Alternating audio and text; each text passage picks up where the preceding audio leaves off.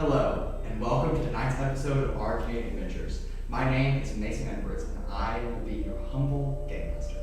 I say humble because, well, let's just pretend that's what's happening here. But before we begin, let me set the scene, a proper one. The night before we begin our story, a young Raudrem tosses in his sleep. A recurring nightmare. Memories of flames engulfing his family home. The last time he ever saw his parents. Flashes of light, smoke, and darkness.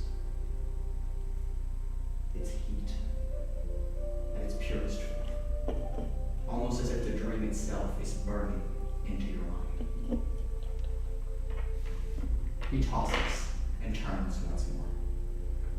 But a gentle hand, that of a familiar figure to him, his grandmother, consoles the young child as he's restless in his slumber. But nightmares end, thankfully, and the next day comes around. For this story, we go back 16 years into the past.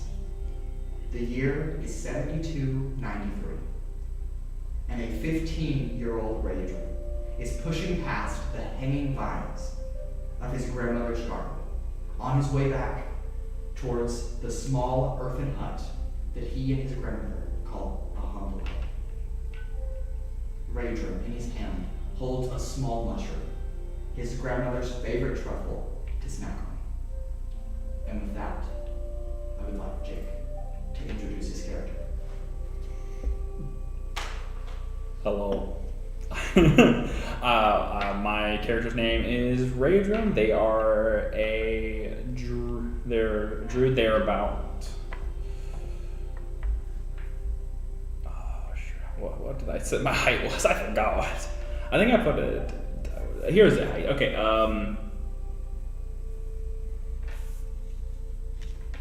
They're about 6 feet tall. They are wearing a black cloak. They have on basically a like a stag skull mask on with like the antlers that coming out of the skull. They have that's kind of the main thing that anyone who's looking at them will see is the stag skull mask with some like wisps of like white silverish hair kind of flowing out of the hood of the cloak. And obviously, I have a staff. I have I have a staff, shield, backpack with like things like with you can see medical supplies, plants, and looks fairly full, like a decently full backpack, and carrying a mushroom. Yep.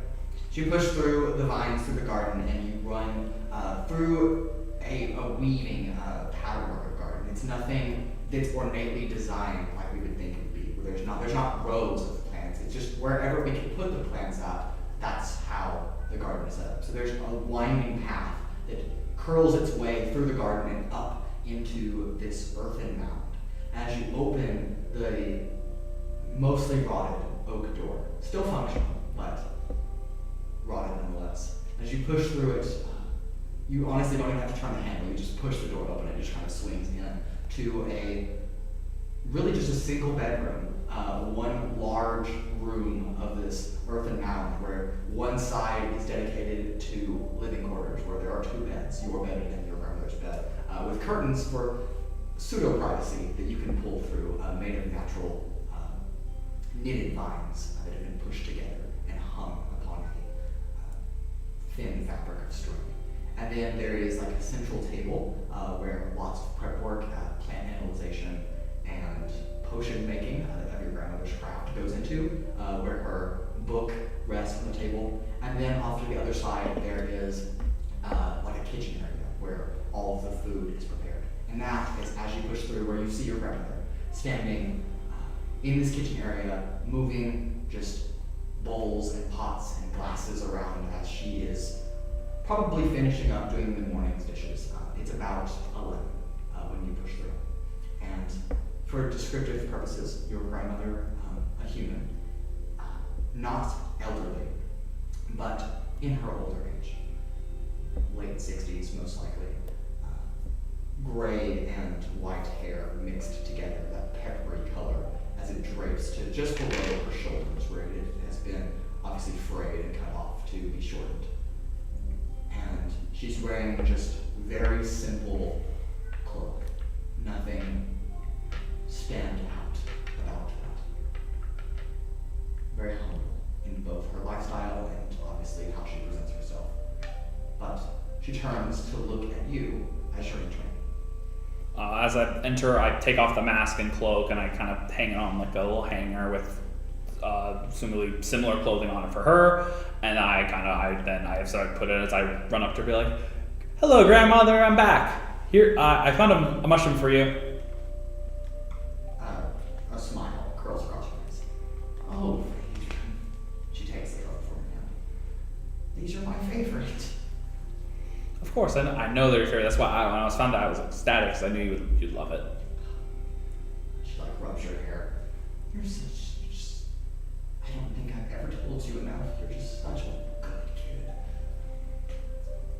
And then she sets the truffle in a small bowl on the countertop and then turns back to you, holding a small parchment in her hands. "I need you to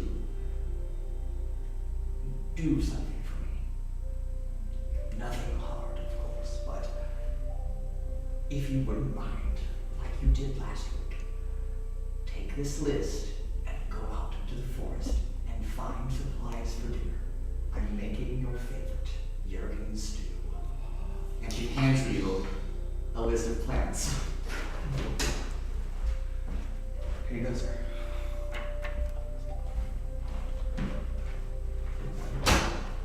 On this list, as it says for you, you need to find 2 Jurgen berries. Those are large, palm-sized blue berries. Emphasis on the space between blue and berries. They're not blueberries. They're just big, you could hold them like this. They grow very low to the ground, at the foot, but just basically anywhere. They're not super hard to find, but the large, palm-sized blue berries. You need 1 thatchweed, which is a yellowish 4-foot tall plant, so almost your height.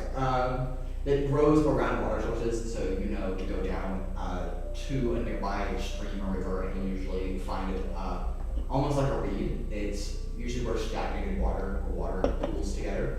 You'll find that. You need 2 giggle spores, which are small speckled white and black mushrooms that tend to grow on stumps of long-felled trees.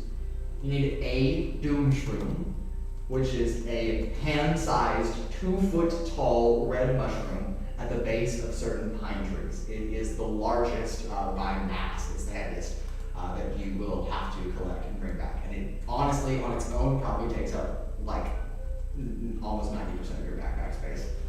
And then you'll need 3 handfuls of thawed moss. And that is rather soft, fluffy, light pink, almost white moss growing under rocks and in shallow caves. Usually where it is more dry, so you don't want to go too deep where it would be too moist, and then the thawed moss doesn't really work. But yes, so those are the 6 ingredients that, not 6, 9, I can count, the 9 ingredients that you need to collect. 5 different types of plants, but 9 total. 1 second, I'm writing some of this down. So, alright, cool. So I need to go find Jugenberries at the base of trees. Thatchwood is near rivers. Giggles, what? Thatchweed. Thatchweed. You're right, sorry. Thatchweed. Giggle spores are on stumps of trees. The thawed moss is in shadier areas like caves. Yes. And then doom shrooms are at the base of specifically pine trees. Yes. Okay, cool. Yeah, typically older pine trees. Older pine trees. Cool. Yeah. Awesome. But in the place that you live in, deep in the forest, there are plenty of elder trees of all kinds. So, right. Alrighty then. Stew. And she loves Jurgen stew as well, but she needs you to go out and collect some of the ingredients. She already has that is your quest, if you will. Your task is to go collect plants. Cool. Alright, I'm like, yes, Grandma, I am. I'll get out here right now to go do that. And I grab my stuff, put it all on, and then I just go out into the forest to start my hunt for all these plants. Right. So your backpack is basically full at this point. So you'll need to unload some of your supplies. So that way you'll be able to fit all of these plants in your backpack. Alrighty, I will like unload like any like what is it like filled with like other items? Yeah, so you've got other like plant specimens, lots of mushrooms. That is one thing that you like. Of all the plants that you find, the fungi variety is your favorite, and then your grandmother also particularly enjoys. I unload all the like plants that I like don't need for actively going out and doing things. So you'll also have like your like basically like your collection of tools, your little kit that you keep with you. So you always want to keep that with you. Yeah. You do have medical, like some basic medical supplies, like just like a wrap.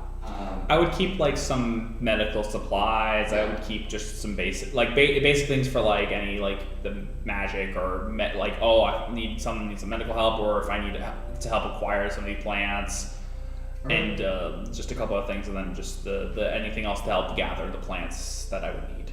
Okay. Bye-bye. Yeah, so clearing out that space, you should have enough room to collect these 9 plants in your pouch. And so you gather your gear. Is there anything else you'd like to do before you leave the hut/garden area that you call home? I mean, I already have all my other equipment with me, so I go. I run up to my grandma, I give her a hug, and she rests you with that very gentle. All right, I'll see you later. Good luck. And I'm out the door. You head out the door and begin your descent through the garden's winding pathways again, and then past the gate of vines. It's like vines that have been like intentionally like string has been strung around like what fences in the garden, and then now like plants obviously grow like up and over these strings. And so there's obviously like a little archway that marks out the end of the garden, and then the pathway that goes deeper into the woods. And when I say pathway, it's like a lightly trodden footpath that typically only you go out on. Your grandmother tends to stay in the garden and at home. So you push through. That pathway quickly fades to just soil and grass as you push through the tall. There is a mixture of oak trees, pines, junipers, and you name it, of those older deciduous. I mean, I would assume there's like there's areas I've collected before. I've collected all this before, probably. Yes, you have. So I know kind of where I would need to go to collect most, like where I know like there's little groups of them and such that'd be. Yeah. Why don't you make a history check for me, and if you roll high enough, then I will give you more information about where to collect them. Cool. 13. 13. Okay. You know that, like I said, the batchweed is specifically grown in, or finds itself growing in stagnated water. So there is a, just like a very small forest stream that's about a mile away from the hut. And so that it stagnates into a natural like beaver dam. So there's a little pond that it kind of collects there. So you could probably find the batchweed there. You kind of know the general direction of where that is. And then you have also collected lots of dog moss, both for your grandmother's potion and cooking, but also just because you like dog moss. It's very, very nice to touch. It's almost like jumping onto a pillow. In fact, the pillows that you and your grandmother sleep on are stuffed with dog moss. And so you have collected lots of it and know a number of like small cave entrances and pockets that dog moss tends to grow. So there's like 7 of them just kind of like dotting within like a 2 to 3 mile range of the house. So you could probably find one of those without it. The Yergenberries and the Eagle Spores and Doomshroom are a little bit more difficult to find, as once you collect them from one spot, they typically don't grow in that same spot again. So you'll need to spend a little bit more time searching for those ingredients. All right, then. Well, what time is it in the day? It's like 11 in the morning. So okay.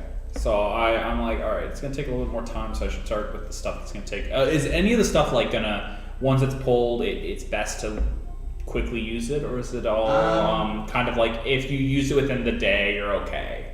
Type of Give thing. me a nature check.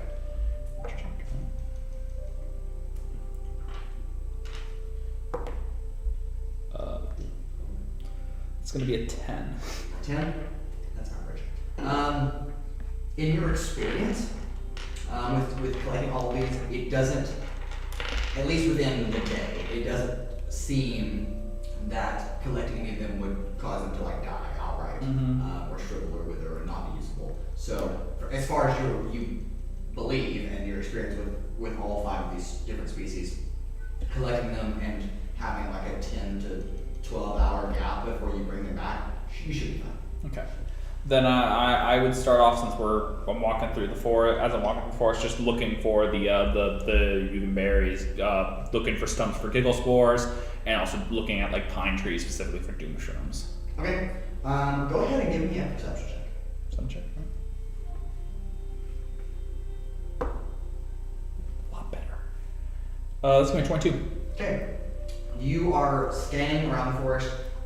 You are kind of exiting the Bell Grove, which is the spot or the portion of the forest directly behind the garden and the earthen mound, which you are most familiar with. So you're more in, not that it's completely unfamiliar to you, but the area isn't, you don't know like the background. And so you have to kind of like, you're walking, but with a super high perception, you have found your way through the forest, not particularly lost in any way, but you do come across a very tall pine tree as you're pushing through. This one particular pine tree stands maybe 50 or 60 feet taller than the one surrounding it, so it's much older, large enough that where you could put your arms around it and you wouldn't encompass its trunk. It would take like 2 or 3 of you to do so. And at the base, there is a single Uridan berry that is just kind of like sprouted out of its like plant, and then the plant, because the berry is so heavy, it like grows and then it just like hangs down to the ground. I feel like they're so low. It's like a single berry is just like this far off of the surface of the ground. Like, perfect. All right, finally. One of the, how long has it been? Like, it's been a few minutes or not? It's been like 15 minutes. 15 minutes. It's like, awesome, right off the bat. And I go and I start grabbing it. I would. Yeah. Just give me.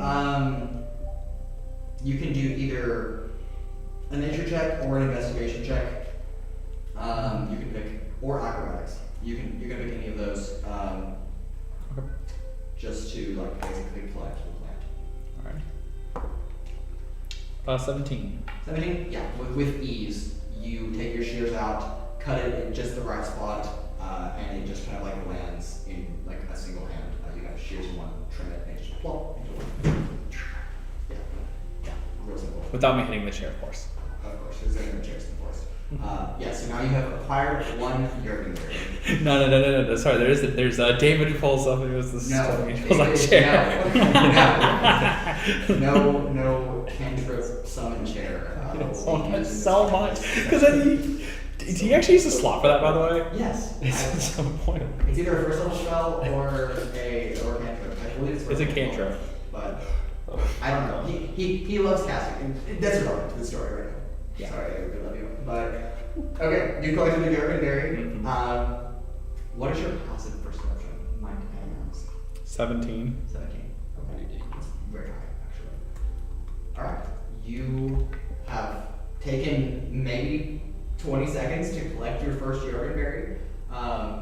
And you are well off on your own, assuming, unless you want to stay in there. No, I would. I mean, knowing it's an old pine tree, I'd kind of just circle it around, make sure there's no other things I need.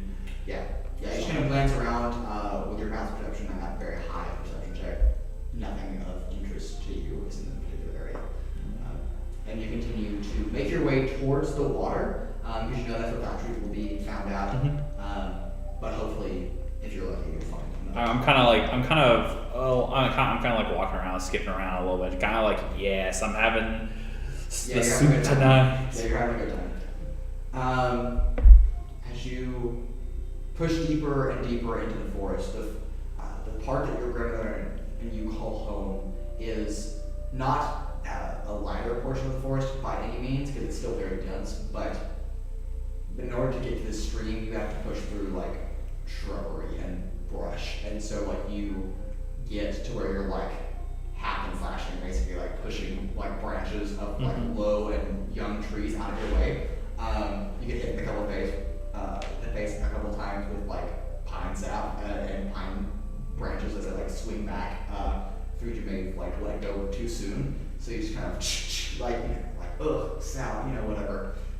And as you push through, it takes you maybe 30 minutes or so to get through this half-mile stretch of like just dense brush before you appear or come out of the brush into again a less grown portion of the forest, a lighter portion of the forest, and the water that you're looking for is maybe 1,000 feet or so further.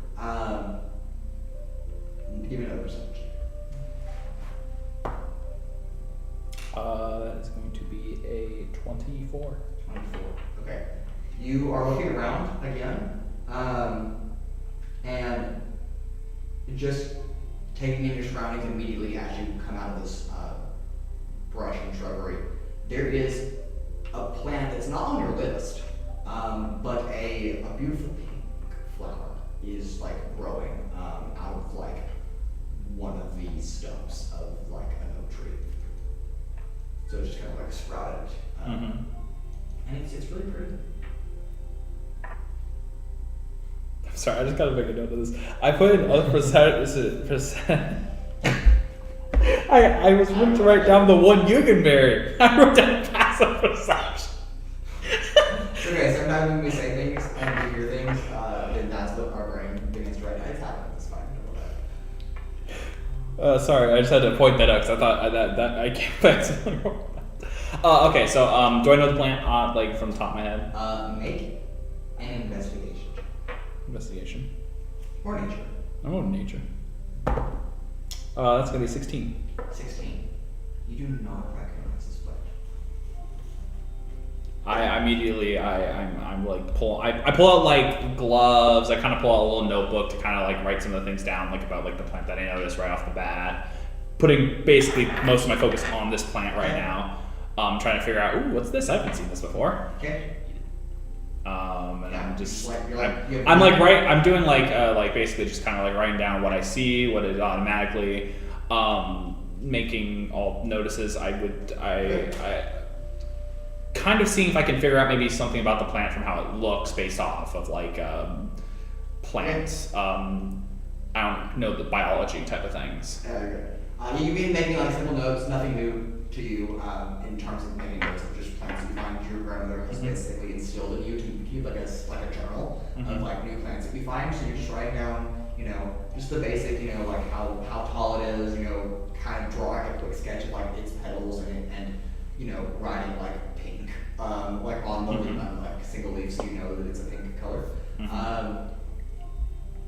Like you jot down a couple quick notes. You're wearing your gloves, and you've got your little leather-bound notebook and your little quill that you're like scribbling notes down with. What else you do?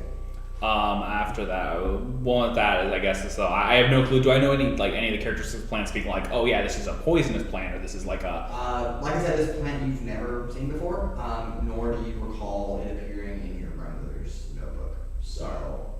Well, yeah, I was just asking if any of the biology stuff I would know. Be like, oh yeah, wait, this kind of has characteristics of at least a poisonous or you can't really tell particularly. Then I tentatively kind of go in to kind of just touch like the petals a bit, just kind of like gently lifting them and seeing stuff like that. Yeah, you like gently like raise up the petal, like a little bit of like pink, like sparkly dust. It almost shines with the bit of light that's trickling through the canopy. It just kind of like falls out, obviously from just like pollen basically, but it's kind of like just like not a lot, but just like a little bit. I know, yeah, like I would tell just a little dust. Yeah, just a little bit of dust, and it just kind of lands on the stump. It's only like 8 inches tall, so it's just like kind of like and then just like Does the dust do anything when it touches the stump? Just hits stuff and just kind of like just rest. Okay. Well, I would go try to carefully remove it from the stump. Is there a way like I'm able to remove it from the stump to keep it like alive, or is it? Venus flytrap. Yeah. No. Or is it kind of like I'd have to basically break open the stump to do anything with it? Yeah. You right now you don't have any capabilities that would enable you words to like keep it alive without having its fully intact root system. So you would have to break into the stump and like cut it out. Okay. Try to make tea out of it. Tea. Well, I would go and I would end up removing it from like in the way like to take it home with me. So you're just gonna cut the stem off. You're not gonna like take the root system. Yeah, no, I'm not gonna take the root system. I'm gonna cut them. Make an attack roll against the plant. No, why are you making me do a attack roll against that plant? I'm gonna use this dice because this seems more fun. What do I add to the attack roll? Is it just this is what are you using to? You're using just your gloves and your shears. Yeah. So this will be your strength. Strength? That's a 4. A 4. What'd you roll? I rolled a 4. I don't have you any have pluses a for strength. strength. Okay, I'm Dex. Okay. Yeah. So the moment that your shears make contact with the stem, it just like you feel the ground you're on just like rumble as the flower just like withdraws itself into the stump, and then you see like one of the roots just like grapple out onto the ground around you, and then another one just and then the whole like it's not. When I say it's not very big, it's like 20 feet across of just like dirt and just like plant roots of the tree, dead tree. It just like rise out of the ground by about a foot or so, and you are stuck right on it as you glance down to see one of the roots like curling in and just wrapping around your foot, or trying to do so. Yeah, I guess so. So it begins to just like twist around, and then you feel it. You wince almost in pain as parts of the root grow like into your leg and begin like sucking out blood. And so like you feel yourself bleeding, but it's not coming out of your leg; it's going into the plant. And you see the roots begin to change just a slightly reddish tint as it begins to just shh. And then I need you to roll for initiative. Get anglerfish. Alright, so this The anglerfish tree. The anglerfish tree. What is this one? Let's see. Yes, let's go. That's a nat 20 on the initiative. That's a 22. Okay, that's cool. That was nice. Notice that's What spells do I got to get rid of the vampire flower? Oh, that actually is a really good spell for this.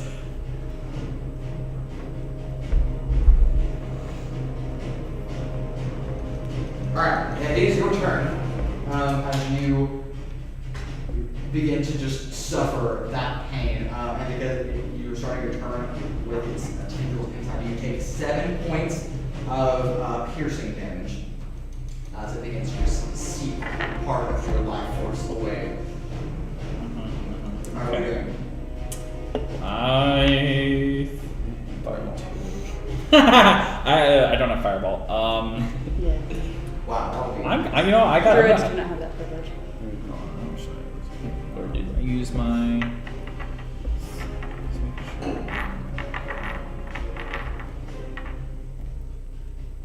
Yeah, I think this would probably. This hope this will work. I'm gonna use gaseous form on myself. Okay. So I'm gonna cast that on me. It's a 1 action thing. It's a 3rd level spell. Okay. I transform. Yeah, basically. Yeah, and then I turn to gaseous form. I cannot talk or move to objects, or any object it is carrying or holding cannot be dropped, used, or otherwise interacted with. I can't attack or cast spells or anything like that sort. Okay. So I turn to a gaseous form and kind of just, I can then, I Okay. think I have movement speed, right? Yeah, I'm flying speed of 10 feet. Okay. And so I would then, I would assume then the trees kind of is let go of me from that point after that. Hopefully. Maybe not.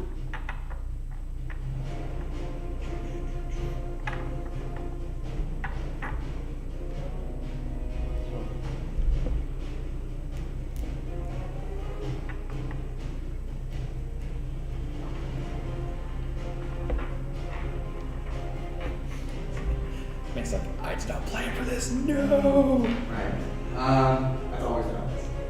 Okay, yeah, so you like slip out of its like grasp and feel the obviously your leg has become gas, and so you obviously the tendrils are no longer. Yeah. As you're looking closer, actually, can you see anything? It's You have anything? the target has resistance to non-magical. Oh, I have only resistance to non-magical damage, and advantage on strength, constitution. The target can pass through small holes, narrow openings, or even more clear cracks.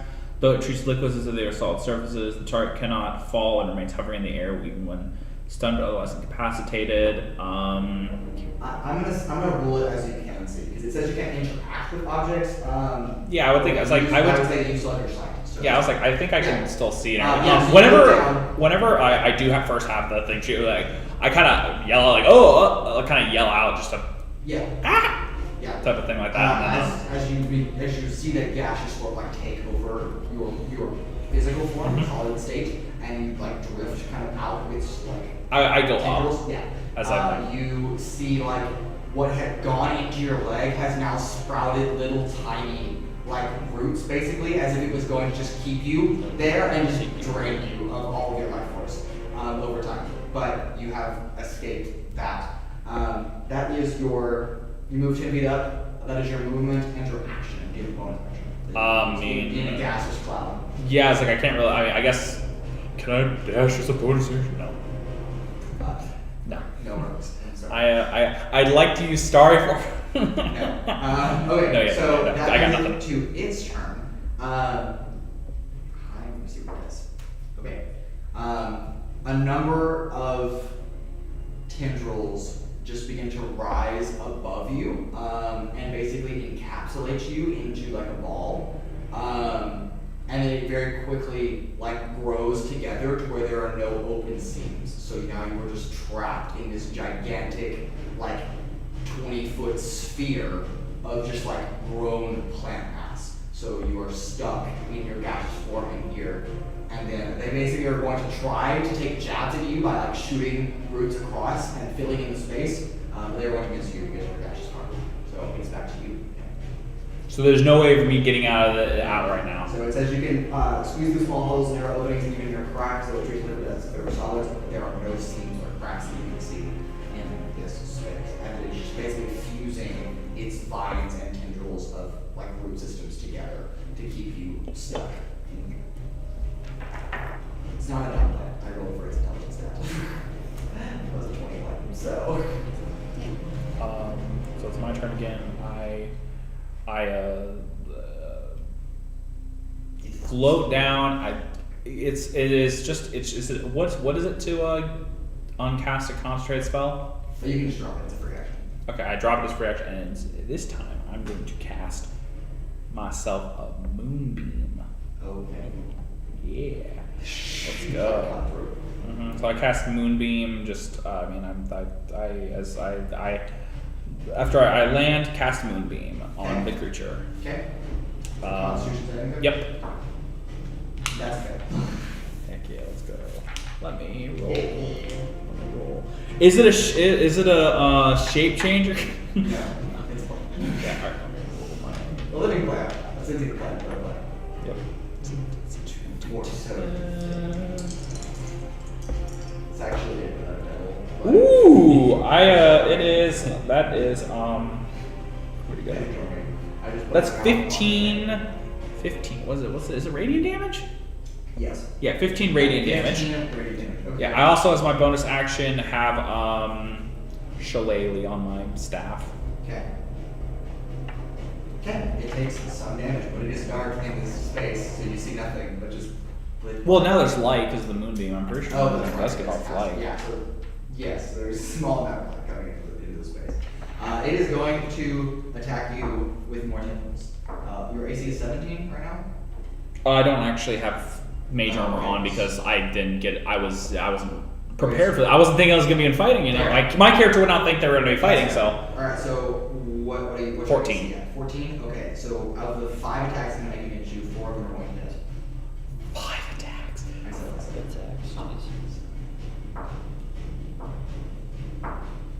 Okay, that's gonna to be a total of 21 points of piercing damage. As just No. I'm reactionary shielding. Okay, so that increases it to 19. 19. So only 2 of those hit. Sorry, I realized I forgot I can do that. And I'm like, that's I actually rolled max damage for both of those rerolls, so that's actually a total of 14 piercing damage. still better. Oh, also it does moonbeam again because it's yes. its turn. Yes, correct. What's your save? My save's 15. It's a pass. Alright, so this time takes half, but that's going to be 13, so half is going to be 6. Okay. Still pretty good. Okay. All right. You feel these 4 tendrils now just doing what it did when you first got real close to it, and just but now in much larger. Would it just scale. be 2 tendrils since the other one's Oh, hit I'm me? sorry. Yes, I said before. 2 tendrils. Yes, you feel it just double the pain basically. Yes, just they just begin to like seep into your like through your skin and like winding into your muscles. Mhm. It's excruciatingly painful to undergo this. And as it gets your turn, wow, that's a minimum 3 points of piercing damage. Okay. I want to move. Okay. Can I move? Or is it in my legs? Or like how's it? One is in your arm and one is in your leg. And so Okay. Am I able to move to where I put the vine going through like a moonbeam to try to destroy the vine, the tentacles attacking me? you can certainly try. I want to try to just move to try to do that. Give me a acrobatics check. Okay. Is this an action or is this just a? No, I'll just say just to see if you're even able to do that. Okay, so acrobatics. That's a 5. Yeah. So you're not the strongest kid ever, or the most agile, as you're just tall and lanky and good for plants. You're good at a lot of Alrighty different then, things, but movement's not one of them. Yeah. Sorry, So then. no Olympics for you. So no, you just like feel them like grow, and it becomes more and more painful to move anything as it just the vines and just bark begins to just push through your body. All right, then I'm going to use cantrip green flame blade with my staff. So I'm going to do that. That might work. Where's my? I'm going to use this dice. All right, so I rolled a hit.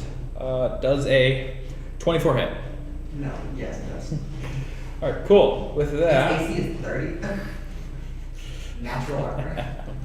All right, let's see. So Shillelagh does a total of 6 magical bludgeoning. I'm pretty sure. Yeah, 6 magical bludgeoning. Okay. And then Green Flame Blade does 8 fire damage. Okay. And then, am I able to because with Green Flame Blade you're able to do like a redirect to another target. Is a tendril count as a target? I'm gonna count it all as one. That's what I was wondering. But it's still 8 damage. Mm-hmm. Or 8 fire. So yeah. Yep. Okay. Alright. And then that's all I'm gonna really do. It is going to launch more tendrils into you. Your shield's no longer up, so that's hit, and yes. Jesus. Alright, That's so a that's lot of 5 attacks coming to you. What type of damage is This this? is piercing. Can't do this. It's okay, I rolled super low, so don't worry. Don't That's worry. only- You're going to knock Only me. 13 piercing damage. So rolled I am ones and out. 2s. You're out. You're falling out. Okay. Yes. Alright. Now, I would like Jared and Anna to roll initiative. Jeez, okay. As the 2 of you heard a cry just previously and have been rushing Oh. towards the scene. Boo, 6. Oh, first off, it does take Moonbeam first. That's right, before you go to numbers. Okay. That's a fail. So, okay, 14 and 6. 15. 15 and 6. Okay. That's going to be 12 radiant. Okay. And then you fall on numbers. Okay. Awesome. Moonbeam goes down. Awesome. Great. Now Moonbeam goes down, but I got 3 damage to Moonbeam in before I went down. I didn't. I probably should. Oh well. You know, honestly, the one thing I think. Okay, as you fall unconscious, the 2 of you, not meeting each other before, arrive at the scene on opposite sides of it. So I'll just describe kind of what you see. You see basically a stump at like what would be the base of a tree, and then just a gigantic like ball of just like bark that is just like basically grown around. You heard the scream from the child earlier, and as you approach it, you can see like flashes of like pulsating light as it was taking like. Well, the moonbeam goes through. Would it go through? It says 40 feet tall. Sure. So you see it like basically a pillar of moonbeam. Yeah, so you see a pillar of moonbeam, and then just right as you arrive, you just see it. And of course, the two of you know that means that likely that whoever's in there, and you know who it is not doing good. That brings us to Jared. Would you like to describe your character before you jump into the action? Yes. Okay. My name is Barky. I'm a wood elf that is kind of like below average height. Below average height. And I look like I've been in the woods for like a long time, and like long hair is kind of all frilly. I kind of look like I'm like half crazy. And yeah, that's about it. Yeah, okay. Alright. What are you doing as you arrive in the scene? I look at him and I'm like, I look at him and I'm like, hold on, I'm trying to. It's okay. Words are hard. So all we see is the big ball of bark protruding from the stump. Yes, We and you can't saw the see. moonbeam coming through, like from the sky. And as you right as you ran up, it just like faded and disappeared. So you can infer that they're not good. And there's still no cracks or anything in No. it, so we still can't see through. Okay, and I look at him and I summon a fireball in my hand through my flame trance cantrip. Okay. And I run up and I'm like, wait on, buddy, or hold on, buddy, I'll get you out of there. And I just run full steam at it, and I put my fire like near like the roots to try to. Okay, that's try a to dex get save off. on its on behalf. It has super low dex. That's a fail. You can roll your 8d6 fire 8d6. damage. It's a fireball. So. For a cantrip? Wait, I think you said fireball. It's like a fire cantrip. Sorry. Oh, it's like firebolt. Yeah. Oh, okay. It's Never a mind. sorry. No, you roll to attack. I'm sorry. I was like, what? I heard fireball. I heard Alright, fireball, sorry. so it's okay. It's called produce flame. Oh, okay. That's what it's Okay, called. never Sorry. mind. Sorry. Take back My now. bad. like, is this fire? Very different outcome here, Jared. They didn't specify. It is a 1d8 damage. Yeah, you have to roll to attack. I have to roll to attack. Yeah, Oh, so it's roll on it attack. first. Okay.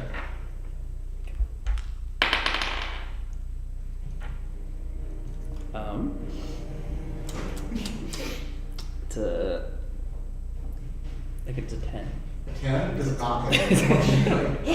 It's not super dexterous, it has super IC, but it's low, so no, you miss. I'll use it that one.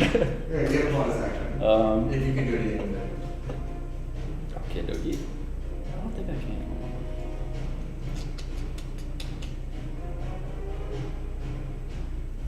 Is wild shape is a bonus, right? Wild shape is a bonus action, yeah. It is a bonus. Yeah. Okay. I'm gonna bonus action into a giant badger. Okay. Or, Have you ever seen a giant badger? Yes. Wait, wild shape's a bonus action? I thought it was an action. Oh, it depends Oh, on. I know for Circle of the Moon Druids, it's a bonus Oh, action. okay. I don't Never know. mind. Yeah, I was just- it's an because it's an action for me, which is why I actually I thought it was an action. am not a fan of symbiotic entity because it just uses your action, doesn't use your bonus action to transform. Yeah. I think it's Well, Okay, so stupid. no. That's it then. We'll go later to see if Marcus Go is later. interesting. That's good. Alright. If if it's under a certain level, then he just automatically gets it. Yeah, I know that though. Um, You guys are fine. Okay, Anna, you are arriving on the opposite scene and have not seen Barky yet, seeing basically the same scene, however, as Barky saw, which I just described before you jump into the action. Yes, my character is named Salix. She is a satyr at a whopping 5 foot tall. And across her back is a long sword that is about as long as she is tall. And there we go. Okay, great. Alright, you see the scene, this gigantic, like, stump that is basically encapsulated this poor child inside, and is basically eating him alive. What do you do? So is this plant, you said it's an intelligent plant. Well, you don't know. I don't know that. Do I have any method of determining its intelligence? If you would like to roll insight, Sure. On the plant? I roll inside of the plant. Okay, How smart determine is its this? intention. How smart is this plant? Damn it. 7. 7. You were looking at this and you're like, what on earth? I came from the Feywild for this? And that's all your thought process is. All right. We'll call that a free action. Okay, Just to be thank nice. you, And not thank make you. a waste your turn on that. That's a free action. Okay, now what are you doing? I want to try and cast command on the plant. Okay. Alright. That is a Wisdom save. That's a natural 20. God damn it. Okay. Alright. I'm sorry. I'm Yes, sorry. no, I get it. I don't have any. Plant said, you like trying to command it? It's like, no! Yeah, those places. You hear a guttural no from the inside of the plant. Alright. That's about all I can do. I mean, that's an action, so. Okay. Alright. Damn. That brings us to its turn. You fail that save. And then Automatically? Well, because it gets leeching off your body, so Oh. you take damage, and so you fail that save. But that is all it does to me out from at all. So it's not your turn. If you make a death save for me, Rage of dies right here, right now. Good lord. 17. 17's pass. Okay. Alright. Yeah, you're still holding on to consciousness as it begins to dig deeper into your skin and into your muscle. But you're just keeping yourself just, no, I'm not gonna die right now, not right now. I want my stew! I have to make my stew for my grandma. Yes, okay, that brings us back to Barky. Okay. Barky is going to try to produce another fireball. Firebolt. Firebolt. Produce fire. Produce fire Wait, in please his hand. specify. Flame in his Fireball. hand. Okay, okay. And he's going to attack it. And this time he's not going to run because he failed last time. He's just going to throw it. Okay, make an attack roll against the plant. Maybe you will item it up. He's like 11. It's 11. You rolled an 11. It was 11. I'm trying to figure out Oh, okay. what to add to Probably, it. yeah. I think. You'll add your spellcasting modifier. Okay, but I don't. Even though it's a cantrip, you got your spellcasting Yeah. modifier. Usually it's just add wisdom. But like. Plus proficiency. Yeah, wisdom proficiency typically is Okay, so 6 then. 6. So. So 17? Yeah, 17. Okay, that is. Roll damage for the fire. Okay. It's a large object. How high would its AC actually be? Depends on how armorous it is. True, natural armor. Bark skin? No, don't It was 60. 60. Don't. Honestly, bark skin you should be able to add with a shield. I think it makes sense, but 8. 8 damage, okay.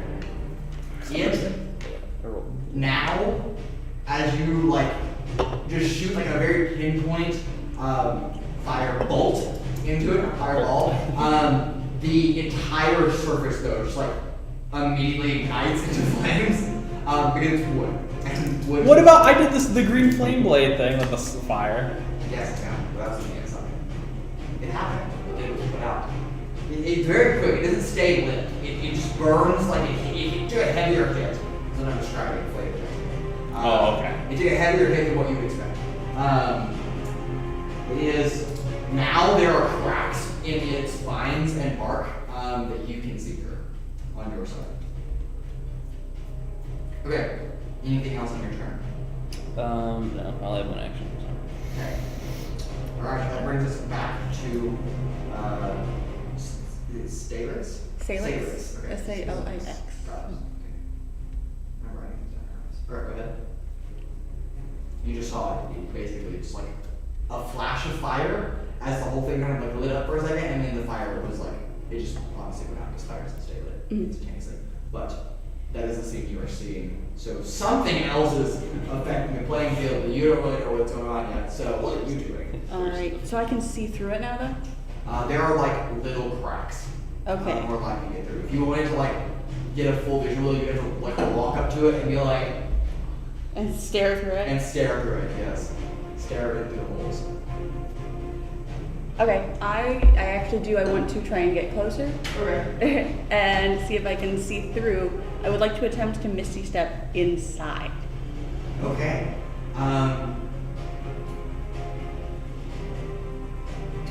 Give me a dexterity saving throw first. Oof, okay. Oh god, I need to get rid of these dice. Don't have 10. 10? No, wait. Okay. I just touched that. Yeah, I think it was a 10. 10? I mean, if you don't know, you can roll it, but... Oh, sure. Why not? Okay. I mean, I saw you, like... Can't be hit worse. by accident. No, I'm gonna take the 10. That was worse. Okay. That's still a fail, but I gave you a fighting chance. Damn. As you, like, sprint closer to it, you feel a tendril wrap around your leg Damn it. and just trip you. It doesn't dig into you. It just, like, pulls you, so you just, like, fall over it, and you fall prone to the ground. You were only, like, 20 feet away, though, so you probably got, like, mid 10 feet. So I don't know how much movement you have left. You probably might be able to still stand up and move, but... Oh, my movement is 45 feet. Oh, yeah. Yeah. Yeah, you can stand up and get over there. Okay, go ahead and give me a perception check to look through the cracks in the wall. God. It is dark, but... If it's dark, I do have blind sight. Okay, so blind sight is you can just sense. Like without even, like, using your eyes, you just know, like, where things are. Because you can't see through things. Okay. What would you roll in your perception check? My perception, I rolled a 6. 6. Doesn't have a Okay, as you D20 hear as through, well. it is just real dark. Or Thanks. just, you cannot really see inside. Jake's like, I'm dead. It's okay. I got the big guns next. I think I can see though. I'm like, it's level 5. We gotta. I'm gonna die. It says I can perceive my surroundings without relying on sight. Yeah, that's what it is. Yeah. Well, yeah, because So- it's gonna do damage But to me. you're talking about passing Hopefully, through if a I call wall. it. So like, unless you have tremor sense, which you probably don't, No. you can't really, without looking, like, directly through, like, the tiny little hole that your blind sense is going to get you a clear perception of the inside. It's going to be good start. So, Oh wait. like, you know where all the trees are, you know where it is, and you also, no, actually, you wouldn't know, just kidding. Yeah, so you can, like, sense, like, its size, and could probably guess, make an educated guess that it's hollow, but you don't really know that. So, Okay. the last thing you want to do is teleport into, like, the middle of a branch and just ignore Yeah. yourself. So, Okay. alright. You haven't actually used your action yet, though. So, I guess I'll just attack it at this point. Okay. Might as well. chop, chop. And I get 2 attacks. Very So nice. the first one is going to be a 14. That hits. Okay. Barely. And Yes. 20 plus 4. For 9. And the second one, How much damage is it? Just slashing? oh, it's just slashing. Yeah. The second one's only I'm sorry. an 11. 11 is not. Just shivers. Okay. How would you describe the weather? It's clear. Like sunny skies. Okay. Is it my turn? That your turn? Yes, that is it. Okay. It's actually its turn. You feel the same. As it just seeps more life out of Good there. lord. And it is going to attempt to attack the both of you outside. That's cocked. What's your AC? 13. That's a miss. Wow. What's your AC? 18. That's also a miss. Dang it. Should have flipped the numbers. It would have made it better. But, okay. Well, it missed. That's its turn. So, Rachel, death save. Good lord. If he dies. If you die right now. If I die, I guess the entire campaign is It's in. over. Oh, we're The done. whole story is I love it. It's so wrong. funny. You just-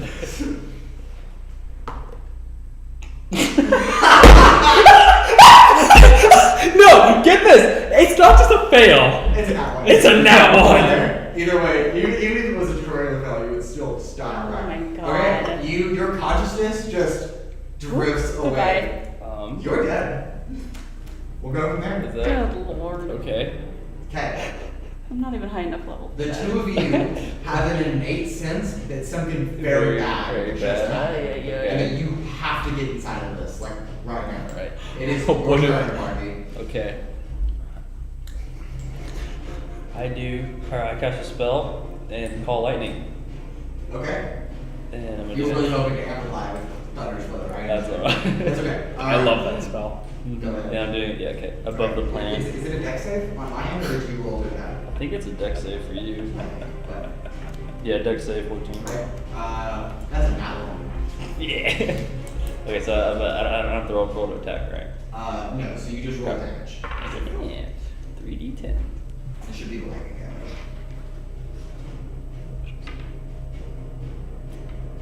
Hold on. I gotta get them all. Oh, dang it. Draw dice. Mhm. What are dice, Mom?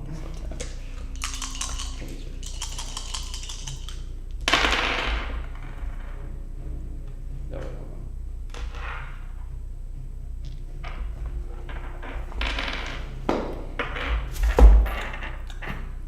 Okay, hold on. Sorry, my dice are very confusing. What the?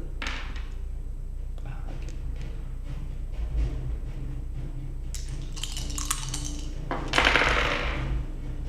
Alright, so that's going to be 13 damage. 13 Wait, hold on. damage. Wait, hold on, wait.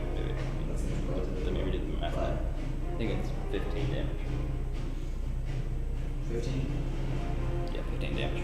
Okay, it is looking really rough. As more cracks begin to like pierce through and more light like filling in its space. Anything else? That's all I got. Okay. Alright, Salix, it's your turn. Okay, I would like to cast Branding Smite. Okay. That will do it. And then I'm going to attack it with my sword. Okay. I love because I have That's no a clue what nat one. class you are. That So one. Okay, well, you need to attack. I get 2 attacks. You need to guess. That one is a 20 something. What's 18 plus 7? Oh, 24. 25. 25? Thank you. I can't. An odd number plus an even number is I an know. even number. Yeah, so that's 25. Okay, that hits. Yeah. Okay, so You that did one's not be gonna be. scared. So that's gonna be 6 slashing damage, and then it is 7 radiant damage. Okay. How do you want to do this? Oh, so I whiff the first attack, Yeah. trip over another root, and then for the second one, I want to like stab it Okay. and try and like carve down Okay. to like split it open. Alright. You take your very large sword and jab it, after missing the first attack, jab it straight through this thick bark coating that is encased Raudrem in. And you just, from top to bottom, I mean, it is a 12-foot gash that you just carve straight through. As you, on the other side, Barky, hear the audible splitting of wood just like echo through the forest as it just as it just like parts open, and this is now large enough for you to just step inside.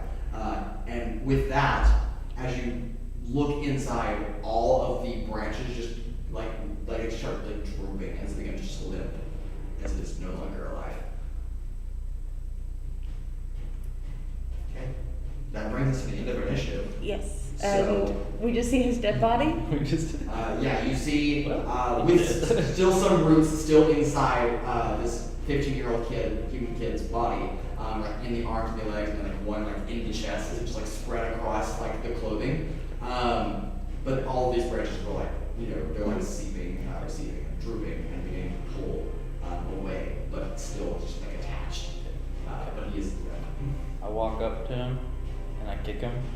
And I'm like, well, he's dead. And then turn Yeah. and walk away. You turn and walk away. Okay. I run up and just, oh no. Okay, the two of you see each other face to face for the first time.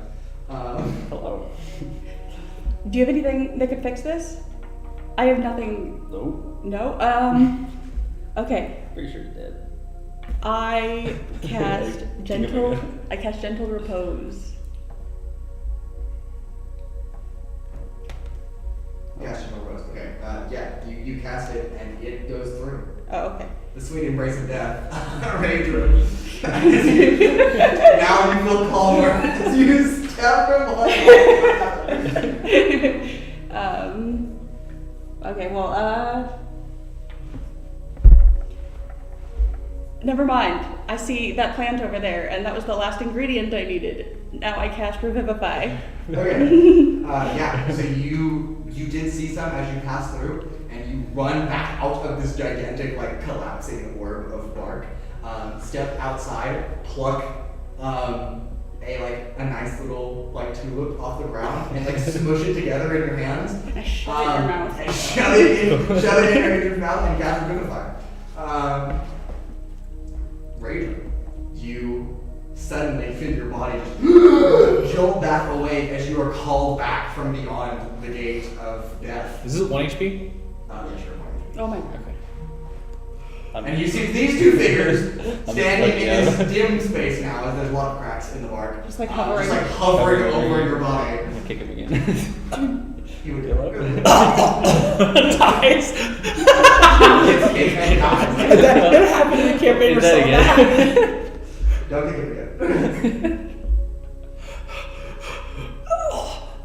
I'm like kind of coughing as I kind of stuff like. I guess are y'all like bent over me? So if I sat up, You were like in the middle of the orb, just kind of like draped open, like being held up. well, I'm asking if I were to quickly sit up because I just came back to life. Would I hit somebody in the head? Yes, probably. No, but you do no. you do rip out of like all like the roots that like tear out of your skin. So that hurts, but you don't need to for the sake of you still staying alive. That looks pretty bad. So. This is not a nice plant here. I don't like this plant at all. Yeah, you probably shouldn't touch that one. Yeah, boy, it was just like a flower. I've never seen anything like this before. Yeah. Hi, I'm guessing I could thank you two for helping me out. If helping is Yep. what you want to call it, yeah. Yep. You got any money? No, I don't got any Oh. money. Darn. You are taken aback for a moment as you've never seen like living intelligent life aside from your grandmother for like 10 years. So you are having a mild panic attack. You're like, am I dead? Am I hallucinating? So, I mean, is this? I think I just died. Actually, is this the afterlife? Did I die? for a brief moment, yes. Is this the afterlife? No, I wish. Okay, so I'm alive. Yes. It appears so. I would like to reach down, offer my hand to help you up. I don't know how tall you are and how wide. I'm this 6 is. feet tall. Oh, But you're on the ground. I'm on the ground. Oh, I know, yeah, but I right. mean, like, I have to like use both hands to pull you up. Yeah. And as I touch your hand, I would like to cast Cure Wounds. Okay. So it's gonna be, I forget how much that You is. feel this energy just like sweep through your body, and some of your wounds begin to just like close up, where these tiny little roots and veins, if anything, inside your body, it just kind of closes those openings. So you I get, look up to him and I'm like, damn, you're a tall bugger, huh? Yeah. you get 13 hit points back. Oh, nice. Yeah, that's what my grandma says.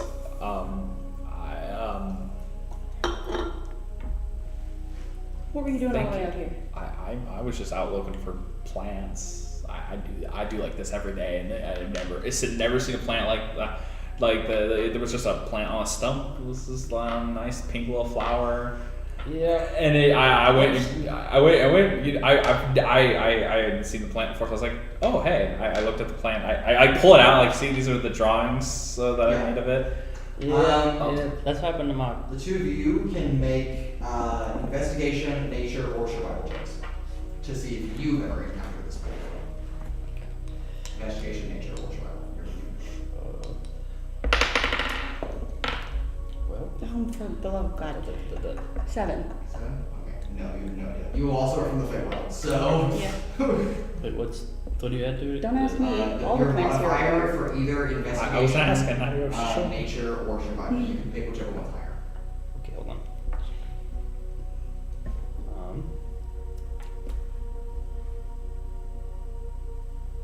Investigation. Okay.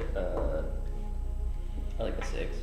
Yeah, you got it. Yeah, so the two of you start looking at these drawings this kid produces, and you're like, what is this? The drawings aren't bad, honestly, but you've never seen this before. You know, I think my cousin Sparky saw that a while ago, but I haven't really heard from him since.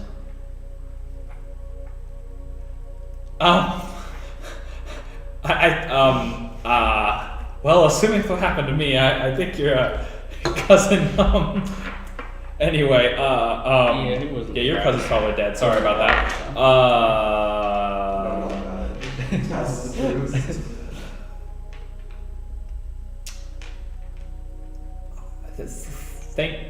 Thank y'all for your help in saving me, I guess. You're welcome. What are y'all doing around here? Well, I was hunting for some shrooms earlier, and I just happened to hear some screaming, this big old ball of light that just came out of the forest, and it caught my attention. Yeah, I mean, I was just minding my own business, and then all of a sudden, heard a scream. It's my job to protect people, so. Okay, alright. So, first I want to ask, I've never seen anyone like this. No, so when you were 5, Mm-hmm. you lived with your parents until you were 5. You were, Mm-hmm. but obviously as a 5-year-old kid, you Yeah. don't really remember anything about So, but like, it's not normal for people to be around here at all. No, you've seen your parents and your grandmother, and you've never met anyone else. Now you've seen other like living creatures. Yeah, but no people. But no like people are like. sentient, intelligent life. Yeah. And so like, this is an elf, which you've never seen before. Kind of looks like a human, but has like more pointed ears and like longer. I would assume my grandma probably described people to me before, though. At least like stories.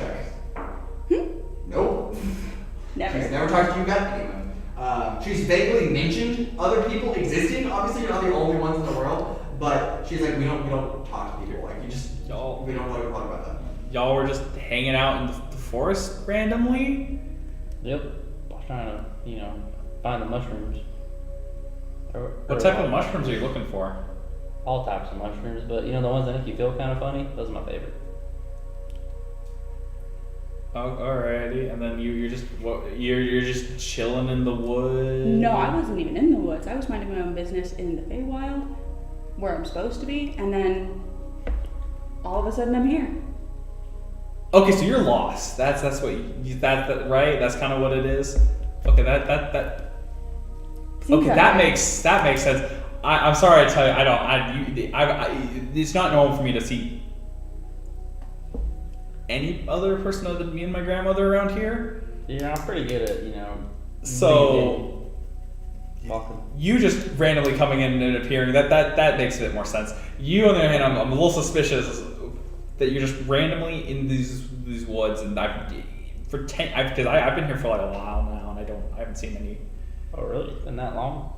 It's been a while, and I haven't seen anybody like that. So. Do you need help getting home?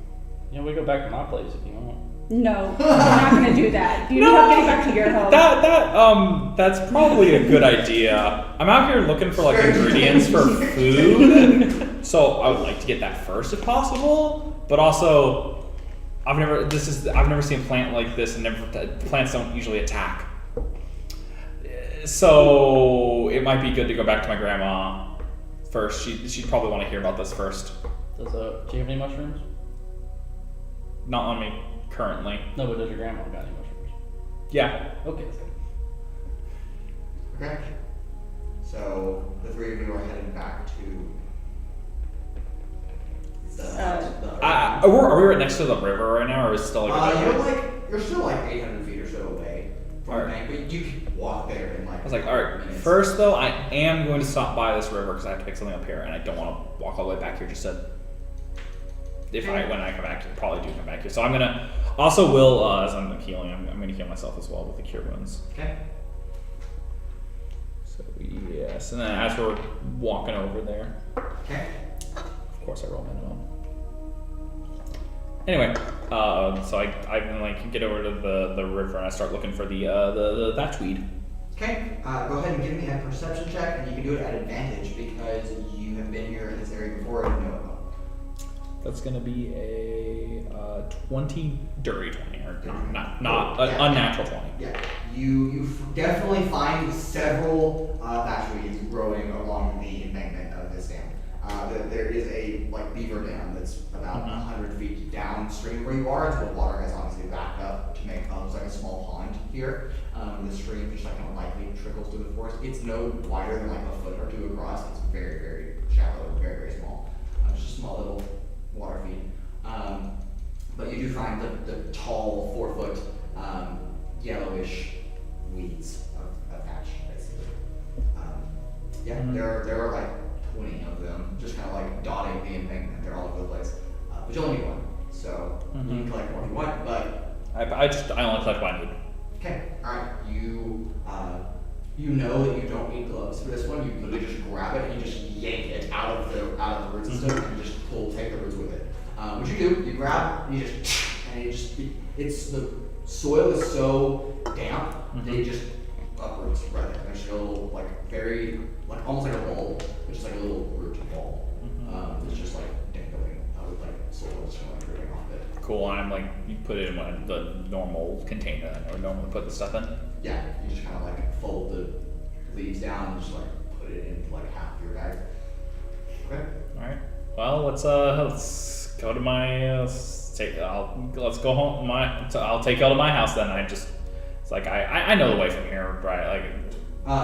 Yeah, it's so just. It was right after you came, but yeah. Yeah, I just start walking. Okay. What are the two of you? The two of you. What are your passive abilities? Passive. You're just 17. Right? 10. Wow, that's terrible. That's literally 16. Okay. I'm still the best. I have a -1 to intelligence. Passive perception is wisdom. Oh, I have nothing to wisdom. I was gonna say that's why it's it's 10 plus your wisdom, but and if you have proficiency, obviously, but that's relevant. All right, as you are being led by this 15-year-old human boy through kind of the line, and you pass by the large bulbous stump, basically, that ate you earlier. But now the bark has fallen open, like a flower petal unfurls. It just maybe just landed on the ground, and it's just the stump, the original stump, is just sitting there, and all the gigantic bark pieces are just laying and scattered about. But as you're passing by this spot, you do not hear this, but the two of you hear a small laughter, a little tee hee hee tee hee. Did you hear something? Yeah. Sound like there's a gopher laughing over there. I've never heard that before, so I don't. Oh yeah, it's really high pitched like that kind of sound. And you say that out loud, and you hear a response. Hello? Hey, Mr. Gopher, you over there? Mr. Gopher! Are you on shrooms right now, Barky? I kind of tentatively walk towards the noise a bit. Okay, you approach, you're basically 30 feet away from this gigantic, bulbous oak that did basically eat you, like I said. But as you begin to turn towards town, you look back towards that central stump, and there are 4 little mushrooms that have grown out of the thing. They are very tiny. They're this tall. They range in height, but they're kind of just grown out of the middle where the flower used to be. And then there is speckled black and white spots on them. Are these the giggle spores? Make a investigation or nature check. Alright. I just walk up to it and I pick one up. I'm like, hey, look, some mushrooms here, guys. What was it again? Nature check? Nature or 6. investigation. It's okay. Even with a terrible roll like that, these are giggle spores. These are giggle spores. Yes. Their name comes from their odd laughter. Why is there also giggle spores here? That's If you roll higher, I would have told you why they grow. Does it make you giggle? No. Don't. I need 2 of those. So you can have the other 2, but I need 2 of them. Okay. So I take 2 of those. Alright, great. Alright, you can check off on on your list 2 giggle spores. Completed. And the thatchweed. No, I'm just gonna do the near. You know, this is a fun looking gopher they got here. It's not a gopher. It's a giggle spores. They're mushrooms that giggle. The reason I said that I didn't realize there was giggle spores is because I did not expect giggle spores to be here, and otherwise I would have known they were giggle spores because I've seen them before. Does it taste good? How would I know what the taste You like? have never tasted them by themselves. You've only eaten them in a stew, so you have no clue. They taste good in a stew. If we get everything before we go back, I bet my grandma would make some stew for all of you as a thank you for saving me. I take the giggle sport and I'm like, oh, okay. And I just Wait. take a big old bite. Just try it. I'm like, I'm not right about Make to a buy it. Constitution saving throw. Or I say wait as he does it. Like, It's too late. Too Make a late. con save.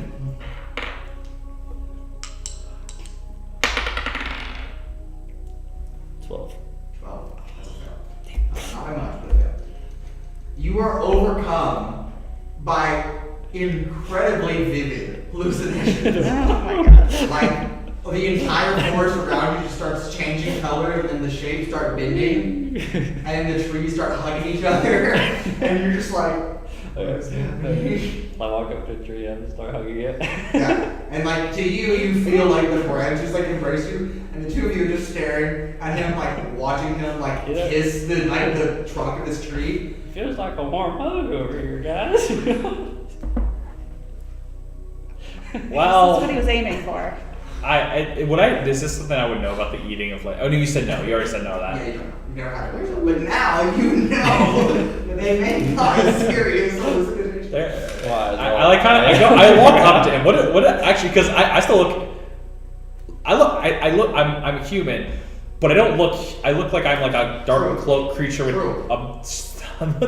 the deer mask. And they're not afraid of it, apparently, but oh well. It has never spooked anybody the entire of the campaign. Okay, we'll just accept it. It's just like, yeah, this guy's just normal. Yeah. Yeah. Like, you want a hug too? I think they're giving them out for free.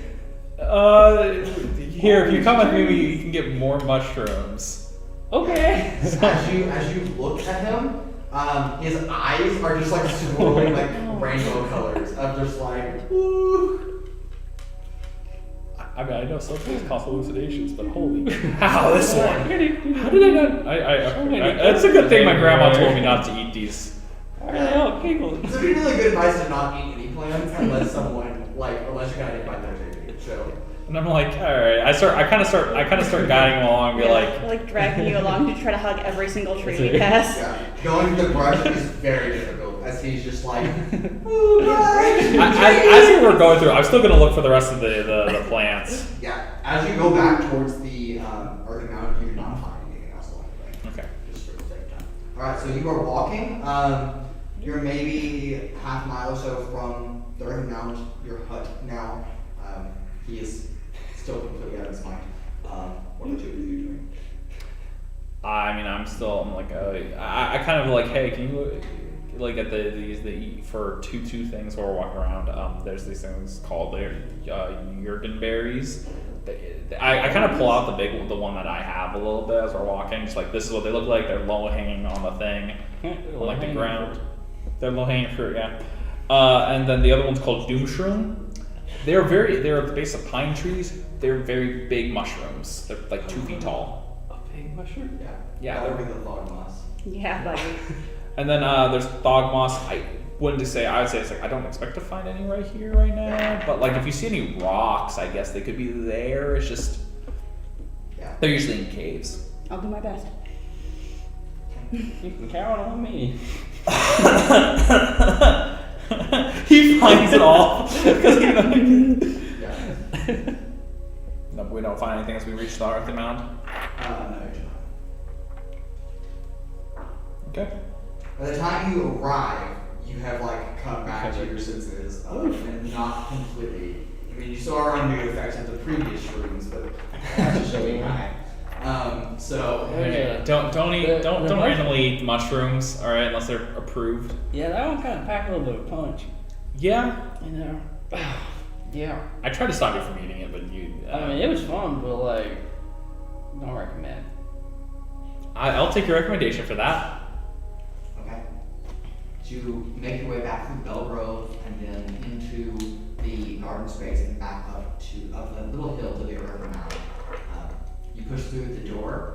Your grandmother turns again away from her cooking. Hey, Grandma. We have some guests. Back so soon, Raudrem? Did you already get all the ingredients? No. Actually, so stuff happened in the thing. We have some guests. Hello. What guest? And she's just looking right at you, and has no clock of these. You don't. I point towards what was. I guess I never asked your name, so I don't know your name. We never. I was like, you don't see the Satyr. Satyr. Well, I should my character know what Satyr is. Probably not. Oh, yeah. Half goat, half person. Yeah. Half goat, half person. Here. Satyr? Excuse Did me. you make Satyr? another I'm sorry, I imaginary didn't friend? Did she eat the giggle mushrooms? Your imaginary friends are always welcome to stay for dinner. Thank you, ma'am. Thank you. I'm like super like, huh? Well, either way, I was attacked by a plant monster while in the forest. Yeah. And now that you're like taking in just the scenery of like the hut, and like her odd like reaction to you talking about the guests, you begin looking around and also do not see them. Huh? Yeah, it's just you and your family standing in the kitchen. What the heck? Did I eat those giggle shrooms? Did I eat the giggle shrooms? I walk, I'm like, yeah, sorry, I didn't return. I got attacked by a plant, and I'm like, I'm still clearly like injured, right? You look a little beat up, yeah. Yeah, I was like, I got attacked by a plant. It was some plant. I start showing her the drawings, talking about the plant, and be like, just yeah. She starts looking through like the book as she like turns away from you for a second and like opens one of like the categories and starts like rummaging through a bunch of like vials and like not even like looking, just like feeling around for stuff. And then she's like, she feels the vials, oh that's the one, and like pulls it out. And you see like a very murky, like dull red liquid. She's like, this. You don't have to feel just all better. I drink it. Yeah. It's a healing potion. Homemade healing potion, nonetheless. And you heal. Let me get my stuff for a second. Excuse me. That is a total. Wow, that's a lot. That is a total of 18 hit points. Recover a total almost max. I am at max now. Yeah. Okay. Oh,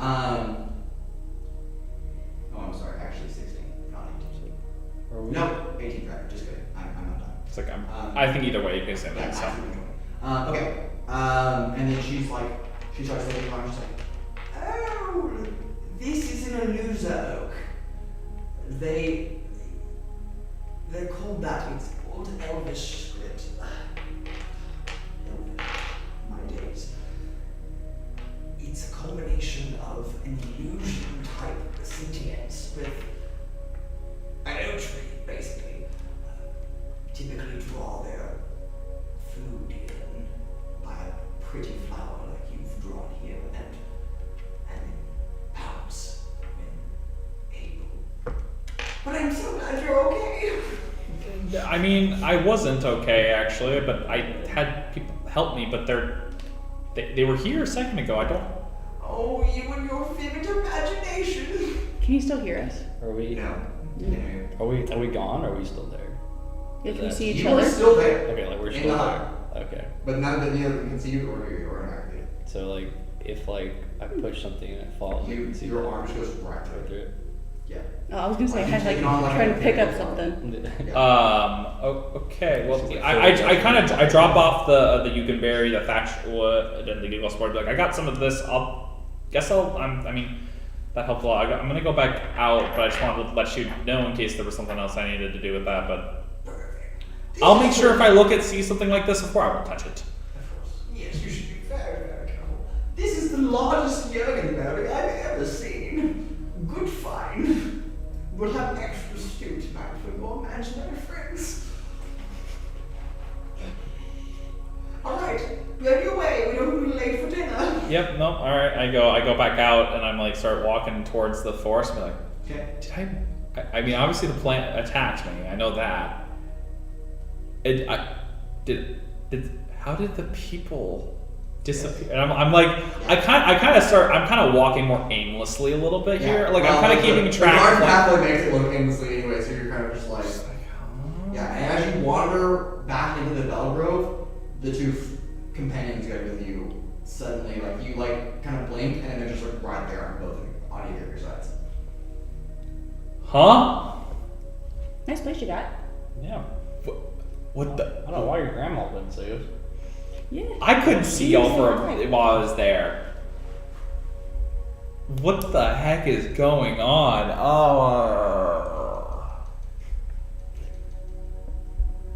This is hurting my head. I've never seen this type of thing happen before.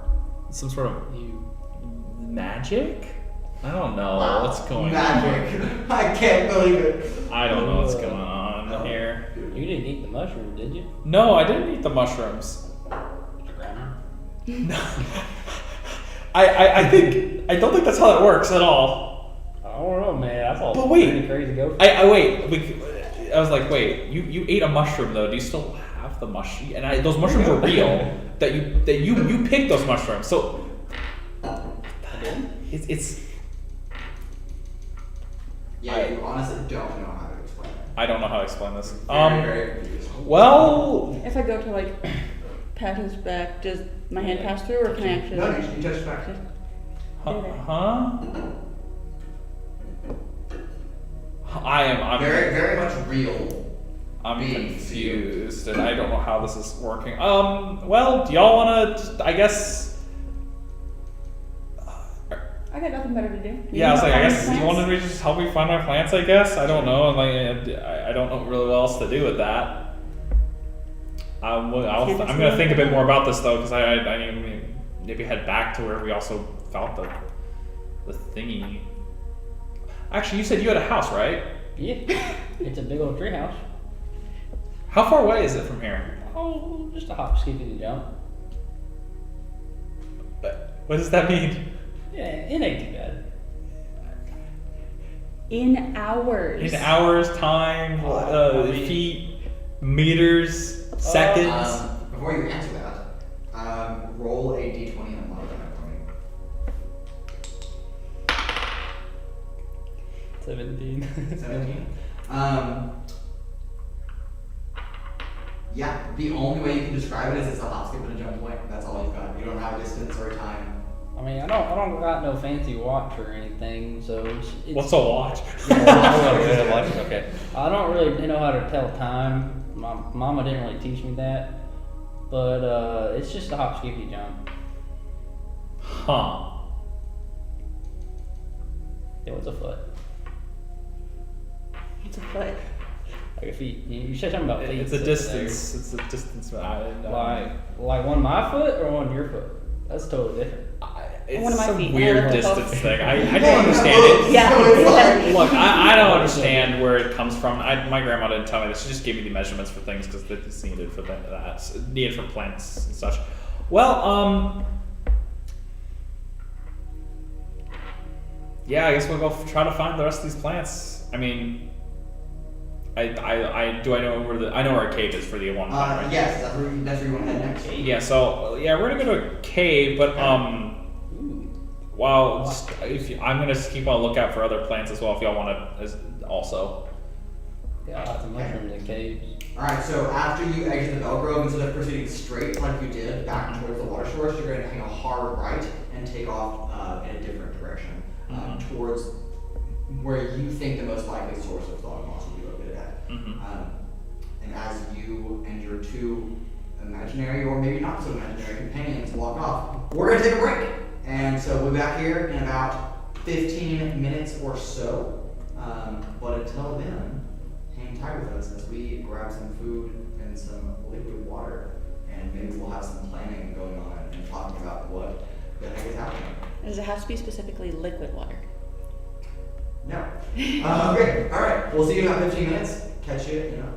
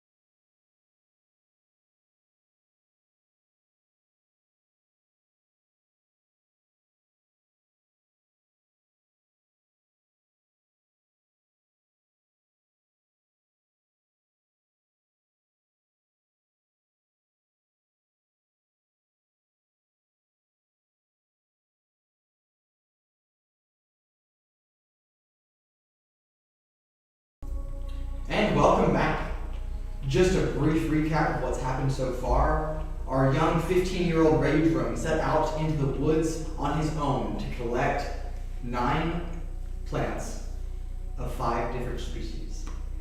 And as he found a single Jurgenberry and went out towards the small pond about a mile outside of his earthen mountain he lives in with his grandmother, he was attacked by a now known to be an eluso oak, which is an illusionary oak stump that buried itself in the ground and then lures their prey with nice pretty flowers and then eats them, then drains them of their life support. But despite I'd say near death encounter, but a death encounter, Raudrem was saved by 2 strange figures, and strange is a generous word.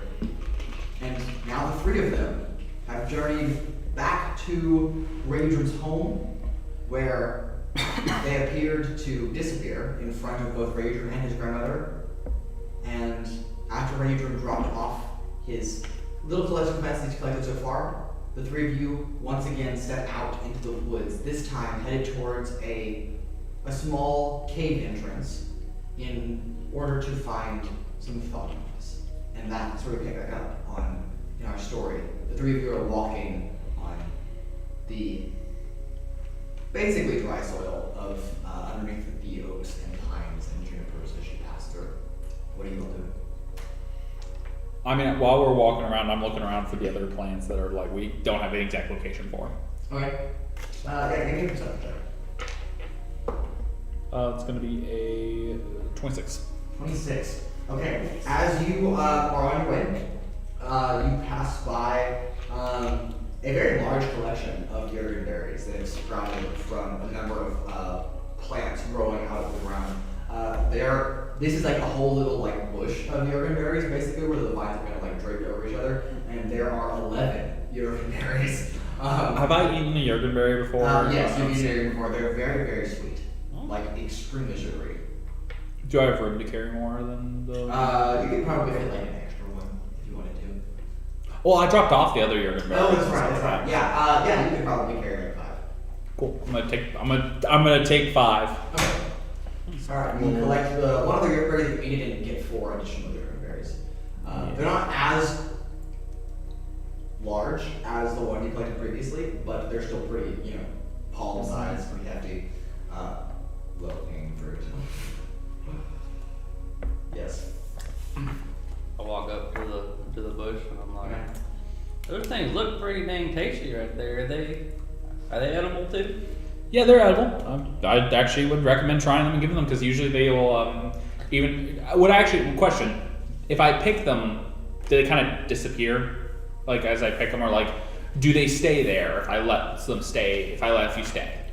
You're just like cutting off like the vine part where the fruit is and leaving like the plant itself there. So they'll probably grow again, maybe. It's kind of a chance though with Jurgenberries. They kind of sometimes grow 1 or 2 additional berries after you pick them, and sometimes they just die. So it's like usually the plant dies after you pick the berries. Yes, there are still several there. Yeah. On So the ground. if you only picked 5, and there are 6 more. Yeah. So if y'all want some berries, I mean, I grabbed a few berries just because they're delicious.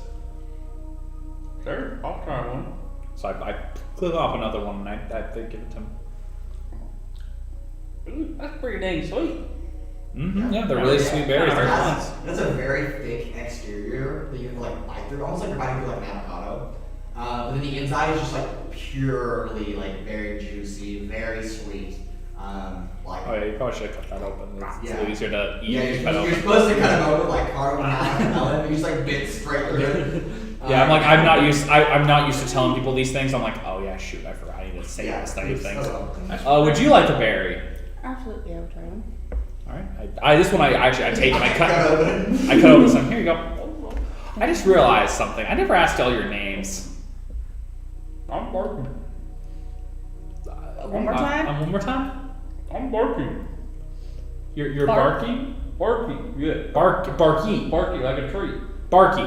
Yeah, like that thing. Barky like barking mad. Yeah, you go with that. Like ing or y? No, Barky. Bark. I think the Y. Bark y. Okay. Yeah, Bark y Bark sounds with a Y, right. Barky. And Yeah, I don't- your name? Salix. Salix. Nice to And- meet y'all. I'm Raudrem. I'm glad you're enjoying your berry.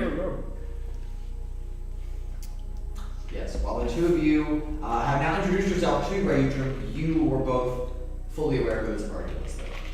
You knew his name was Raudrem. Oh, before. Yes, you already knew that. So he says Raudrem, but you already know in your mind that it was Raudrem. Before you I say think I already knew that. You knew that. I knew your name. That's I didn't realize I did, but now I know. that is very strange. Did you- But now I know. Yeah, now that you say it out loud. Did you say Ray Drum? Like, Yeah. Like Ray Drum? Like Raudrem. Ray with a Y, like a Ray? It's not spelled that way, but pronounced Right with a Y. I love it.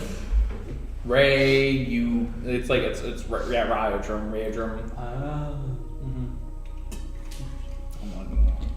I really wish I had learned, those other 10 letters of the alphabet.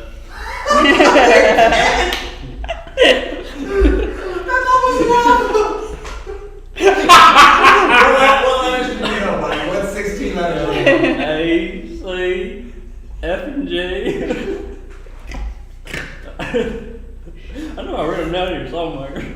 It's just smudging. The alphabet has 16 letters, according to Barky. Okay. Cool. Alright, well, I found this. I can mark that off. Alright, let's go find this Thagmoss. If we don't happen to find a Doomstrom, I have an idea on how to find one. Yeah. So you take off, you continue walking after having a nice tasty snack of yerba berry. Even if you had shared them, but like one between the three of you would not have been able to finish it. They're like, you can get like 3 or 4 bites, Oh my and God. then you're just like, wow, I cannot eat. It's like eating like a rich brownie. Like you're like, I just can't. It's so filling. I can't really taste nothing. You could have shared. Oh, well, anyway. That's okay. Just like toss it on ground. I was Like thinking. rolls on the ground. I guess I only give you half then. I eat the other half. Sure. Okay. Yeah, you both still have some of the Damn. You continue walking. That's better. Yeah. They're like like a small chicken. Like basically in size. That's Say basically about it. the size of a gopher. No, they're much larger than that. Oh. Sorry. It really depends on the gopher. Alright. You continue walking through the forest. This part of the forest, as the pine trees begin to grow thinner and thinner, and then shorter and shorter, and as you enter more of just oak. You've walked for about 1.5 miles now, so you've been walking for 40 minutes or so, before you start seeing the very beginnings of like small rocky outcroppings, where like a small little like cave entrance is probably in this area. Do I know if this cave has any animals or like? Make a history check. Oh, That is going to Oh. be a natural 20. Natural 20. Just generally living in the forest, that caves tend to be home to some animals, but in your experience, especially with collecting Thagmoss, which is one of your favorite plants to collect, at the level of entering the cave, you're literally just going to like the cave mouth. So you typically don't go deep enough to ever encounter an animal in its natural habitat. So you shouldn't be bothered by it. Cool. Yeah. So animals do live here, but I look over to Rick and I'm like, is there bears in there? I have not encountered a bear, and I'm guessing I would know that it's not. there are bears in the woods, but you have never encountered them. Your grandmother has shown you pictures though, so you know what. I have never encountered a bear ever here, and I come here pretty often. I come around these areas pretty often. I know there's bears in the woods though. Oh, okay. Because my buddy Bucky met one time. It didn't really go too well for me. I've heard bears are quite dangerous, That's what Bucky especially said. the what? So that's what Bucky said too. That's what Mark said. And then you died. Yeah, I know they have their. My grandma said if I ever find one to try to. Well, there's other types of. I don't know. She said, "Good luck." Your grandma. Just good you. luck. She said, "You better be ready to use some magic, because you're going to need it. That's also a book, he said. He didn't know no magic. So yeah, I've never seen a bear, so I have no clue what it. I know it looks vaguely like, but I've never seen one. So I'm gonna say no. Anyway, I'm gonna look for this plant because I like this plant. This plant's nice. Is it Okay. is it like dark or is it like? No, it's like early afternoon. Okay, no, but like in the Oh, cave. you're not in the cave. You're still on the surface, and so it's like 2 p.m. in the afternoon. Also, we don't have to go into the cave really. We just have to look at the entrance of the. I'm gonna look for the moss. Go ahead and give me a perception check. Is it made with advantage this time, or is it Sure, you can have advantage. Alright, cool. What are you looking for again? Yeah, that's gonna be a unnatural 20. Lovely joke right now. Mm-hmm. Alright, you begin to just like kind of like navigate around some of like the smaller like stone. I think some are still like, you know, they're like poking stones that just kind of like rise out on the surface. As you like kind of distance yourself about 10 to 15 feet or so, it's a very, very like easy incline. You just kind of like navigate your way down and narrow like little like foot path basically, down to like the mouth of like the cave. So it's basically like you have come on the top of this hill, and there's like a little like crevice in the middle, and then like the crevice obviously leads further into a cave, but you just really need to get right there. I'm assuming the two of you are following him. And so as the three of you, following Raudrem's footsteps, carefully kind of like navigating down this like 10 foot to 15 foot trail to the mouth of the cave. And you can see the mouth of the cave now. It's not super large. It's maybe 10 feet tall and 10, 15 feet wide. But Raudrem, you begin going over the wall and just kind of like running your fingers across to see like if you feel anything, because as you like kind of get around the mouth, it is a little bit darker because of shadows and shade. But you do not find any fog marks. Much to your surprise, that there should be some growing here and there's not. Could have sworn there would be some here. This is well. Could it maybe be some further in? What? What are you looking for again? So it's just like this really nice feeling moss. I really like the feeling of the moss itself. Me and my grandma use it as pillows. Or use like calibers for the pillows, and then I just use tree bark, but I like kind of dig through my I like flip through my book and I get to the picture of dog moss, and I like this is what it looks like. Yeah. ooh. And so I'm like, usually it's around here. Usually there's. Do I remember like there was a good bit around here before? Yeah, there should have been a good bit around. Like there should have been a good bit around here, so that means. Yeah. If you're both also choosing to look, then you can also go to pictures. So, I have horrible perception. However, I have the Outlander Okay. background, which gives me Wanderer, which says you can find food and fresh water for yourself and up to 5 other people. Can I use that to get advantage on my perception check? Sure. So you add it to your passive, right? No. This is just your D20 roll plus your perception. Okay. Modifier. So it's going to be straight 19. Straight 10. Right. The two of you, mostly Salix, begin looking around. You were looking for shrooms, not dog moss. But you were particularly for dog moss. But you do not find any of the above. So you also look around with Raudrem's description and very detailed, drawing in his notebook. It would make sense for something to be here, but there isn't. Is there like scraps of it left, like someone took it, or is it just like clean, like it was never here in the first place? You did a natural 19, right? Mm. Was it a natural 19 plus 0? Plus 0. Yeah, it was plus 0. Go ahead and give me another check before I answer the question. Just a regular. Yeah. That's gonna be a 20. Okay. So the two of you begin closely inspecting, around the cave entrance. And it does appear that there was fog moss growing, as there's like a slightly lighter color of stone where like the roots of the moss were, but it has been pulled off. And then you kind of follow like a small trail of like little bitty pieces of it as it descends further into the cave. So like you see a little bit on the ground, and about 5, 6 feet, 7 feet, there's another little bitty dip on the ground. This is. Did you find any mushroom? I mean moss? No, I didn't find any moss, but the moss was here. Huh. There's a little bit like trail here of some moss into the cave. I've never gone deep into the cave systems before, and also that this is not something I've ever seen before. You think it got up and walked away? Definitely not. Looks like it was taken. So. Know of any other caves? Do I know of any other places that I would find fog moss? Yeah, like I said, there's probably 6 other locations you can think of, but it's going to take several hours to walk to those. Yeah, so it would take several hours to do that. I mean, it's just the reason I'd say we actually should go for it. It's just very weird that this would be this way. So, because I mean, animals take some moss, but they usually don't. Would they usually like graze on it, right?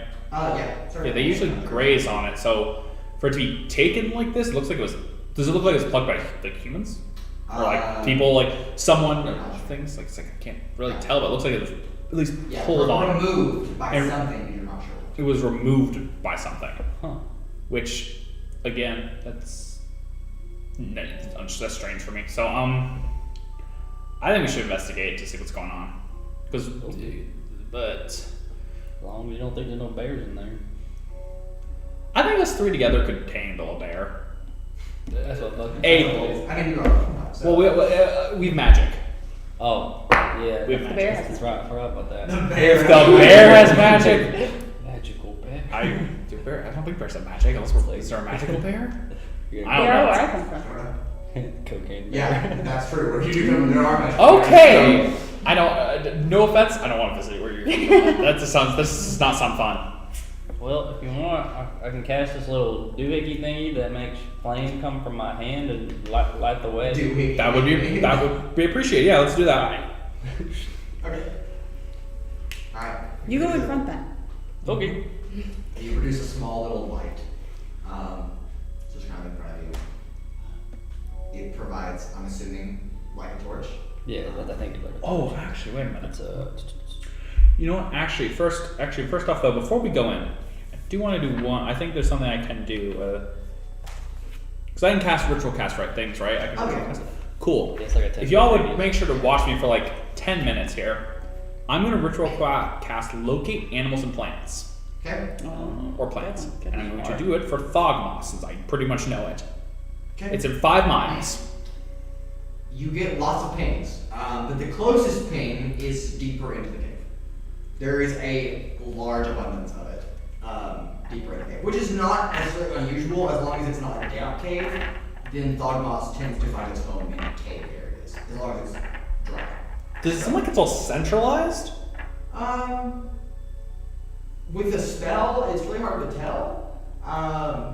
But it's just generally down the cave, like deeper in the cave. Not but a quarter of a mile at most. It's not very far into the cave. You just have a nearby cave. Okay, well, yeah, there's definitely some still in the cave, so I guess let's head forward and see what happens. Okay, and then you are casting light, and it is just, I believe, bright light for 10 feet or 5 feet around you. And then, It's 10 feet, like it's yeah, like a 10 bright feet light- radius. Yeah, it's bright light for a 5 foot radius, and then dim light for 5 to 12 feet beyond. So it's just like a small little torch. Yeah, so you have that on your hand, kind of it hovers like on your fingertips as you walk further into the cave. And as you descend, you pass by just the light, the natural light begins to fade, and now you are in a dark interior, only lit by a small amount of flame coming from Barky's fingertips. And I guess I can draw what we're doing. Dungeon. It's a cave. Caves kind of dungeons, right?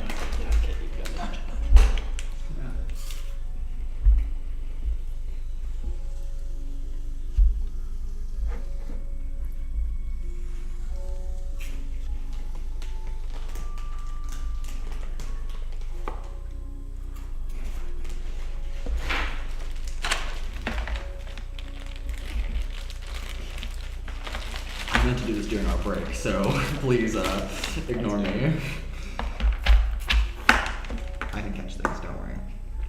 Alright, you're gonna be pink, Raudrem, because I decided that.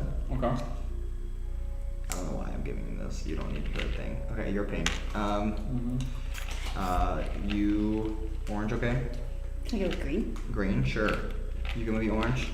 Yeah, you're the light source, so it makes sense for you to have an orange color in there. Okay, so this is our little like marching order as you get deeper into the cave. Okay. You see a winding corner as it veers off to your left, and then your light obviously doesn't reach any further past. So that's about all you see right now. Okay. You just keep walking. Yeah. How long does actually the spell last? My flame thing lasts like 10 minutes. No, my thing. I'm trying to think. Oh, it's just instantaneous. Okay. Instantaneous. So it just locates it and I. Okay. Okay, I guess I'm walking in front. I'm like walking, kind of like whistling. With this, actually, I am gonna cast myself my mage armor. Okay. So I Taking can. those natural precautions. Mm-hmm. Okay. Yeah. You How long does that last? 8 hours. Nice. It's not concentration either. Dang. Yeah. Go ahead and armor yourself up with some mage armor. Mm-hmm. You got a light in front of you. Any preparations? I don't have a torch or anything, so You don't need a torch. How do you do like prepared spells? It should be under your spell list, and then there'll be a little like circle next to it. And if it has a black filling in it, that means it's prepared. If it's dead, then black filling. So like, how does that work? Like, You are a druid, right? So you guys can prepare your spells, right? So basically, every time you take a long rest, you can swap out which prepared spells you have. But because you haven't had a long rest yet, whatever spells you have prepared are what you currently prepared. okay, so how do you, like, say if I wanted to prepare like bark skin, or do I just? Yeah, so you have to do that. Do you have any spell prepared right now? No, I don't think so. Okay. Jake can probably help you because he's better. I can help you. But if you don't have any prepared spells, so just go ahead and prepare which ones You do want. get some spells because of your circles. Most circles give spells. Like I have, for me, I have at second level I get chill touch as a cantrip. And at third level I get blindness and deafness and gentle repose. And then at fifth level I get animate dead and gaseous form. And then I actually get some really good spells later on. It's just I never got to those level spells, unfortunately. But I said, and then other than that, druid, I don't know what you get spell wise for a druid. I could create a character and look at that myself, but I'm not gonna. You have it on D&D Beyond, right? Yeah, so do you like pick it and then? Yeah. So you usually operate on D&D Beyond too, right? Okay, so why don't you look at his screen and then just show him kind of like some output. Alright, so I want to go to your that. Oh, hold on. Oh, you need internet for that. Shoot. We love Hold on. I got my hotspot real fast. Yeah, so if you want to do a hotspot real fast, that can help out. I will start looking at some spells. I mean, I can tell you spells that I use, but I also don't know if you want to go that. All my spells are focused on like healing. Yeah, I just don't know how to use it. So. No, you're good. You're good. There's some fun spells that can be used. Can I do a natural recovery? Yeah, you haven't prepared any, so just go ahead and prepare whatever you want for now. Okay. And that's what we have for today. Okay, so I can do natural recovery then? Yeah, just go ahead and prepare whatever you want to up to the maximum amount of prepared spells that you're allowed to have. Okay. There's some really good ones. Like, obviously, you said you want bark skin, right? Yes. Yeah, that makes your AC can't be less than 16. That's pretty good. And how much does? Oh, what was I gonna do? How much does like natural recovery? So this is I can like What's regain natural spell recovery? slots.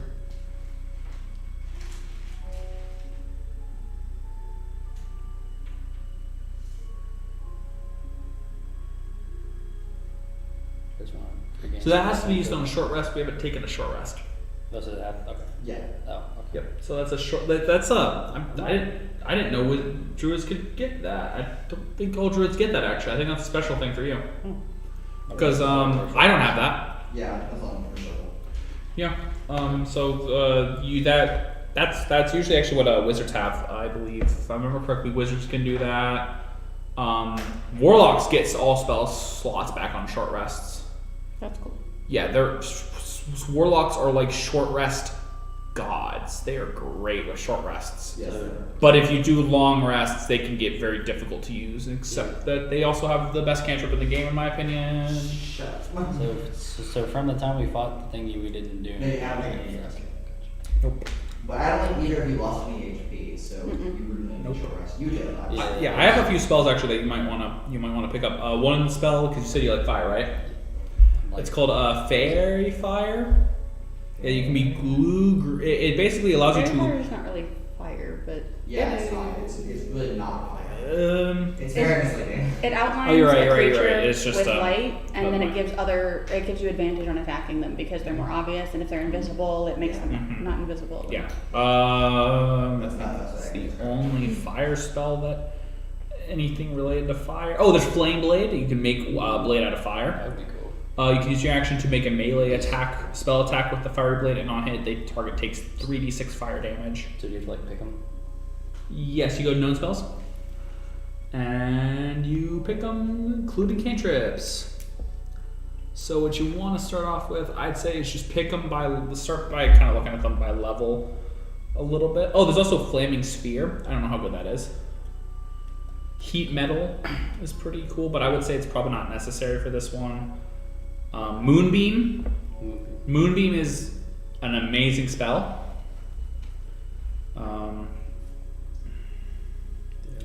Are you wanting to be more supportive or more damage? Probably more damage. Okay, I'll kind of pick out some more damaging spells. Mason, did that Revivify take one of my spell slots, or was that like It did take your spell slots. Yes. bummer? Second level, I imagine. It's actually third level. Well, yeah, but I can't technically cast those. It was just like yeah, a special I'll say second. second level stuff. Oh, you're right. Yeah. I forgot you can do that. How many like cantrips can I have? I have 3 cantrips. I think so. That should be the same one. It'll stop you from clicking them whenever you have too many. Alright, so as you've made your descent, now rounding this corner, actually now we just move ahead to the next corner. Rounding this first corner to the left, in front we see Barky as he shines his light now very off to the right as it seems like another corner. All while a slow decline, just kind of winding through. But the cave is rather dry. Typically caves are very moist, humid, and damp. This one is very dry. Maybe because of the season, maybe its location, who knows. But as you round the corner once again, now below that line, and you only get a glimpse of the whole chamber as the space opens into a much larger area. That was not the fine point, whatever, fine, okay. And there are all little offshoots that run other places, but for the most part, this is the large chamber. And with your locate plants, would you be able to tell which way it's going?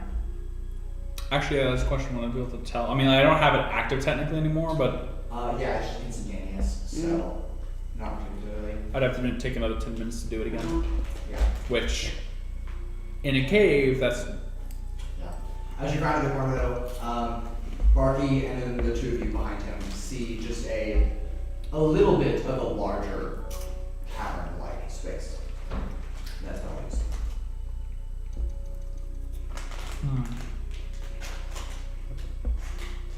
well. And is there anything in it, or is it just a large empty? You can't really see. You only really get light to like where that central line is. Okay. And that's about it. So very, very not a lot of those words. Wow. Very much not lit. Did you pick some spells? Yeah, I'm good now. Cool. Okay. So yes, so you guys can see about to where that central line. Did you just pick line cantrips or is. did you actually pick spells? I think I picked already all my spells already. Let me see. Because I did put it to you just on cantrips. Yeah, I look at the spells, but You definitely can get more Like more spells. spells, okay. Well, absolutely, yeah. You only have you can get how many? That's right. You don't have any first level spells either. Oh, okay. Let me do that. Why do you have 2 first level spell slots already used up? I've never made a character like this. So. Is the Yeah, you didn't use any first level spells. You used I I think think you only use cantrips. So yeah, you should have stole all your spell slots. yeah, so all your spell slots are still good. Well, I used the lightning one, but. Did you actually use it?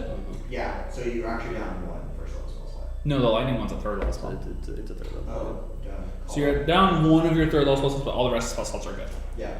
Which you already have a pretty good third level spell. Yeah. And when I casted it, I used the flame one again, right? Technically. Yeah, those are cantrips, right? Those are cantrips, yeah. Yeah, so So you can cast as many cantrips as you want. they don't count against your spell slots. Oh, they don't. Yeah, Oh. cantrips, then first, second, third, all the way to 9. Oh, okay. Because my thing has like. Cantrips are 4. like the most basic form of magic that there is. That Mhm. makes So- more sense.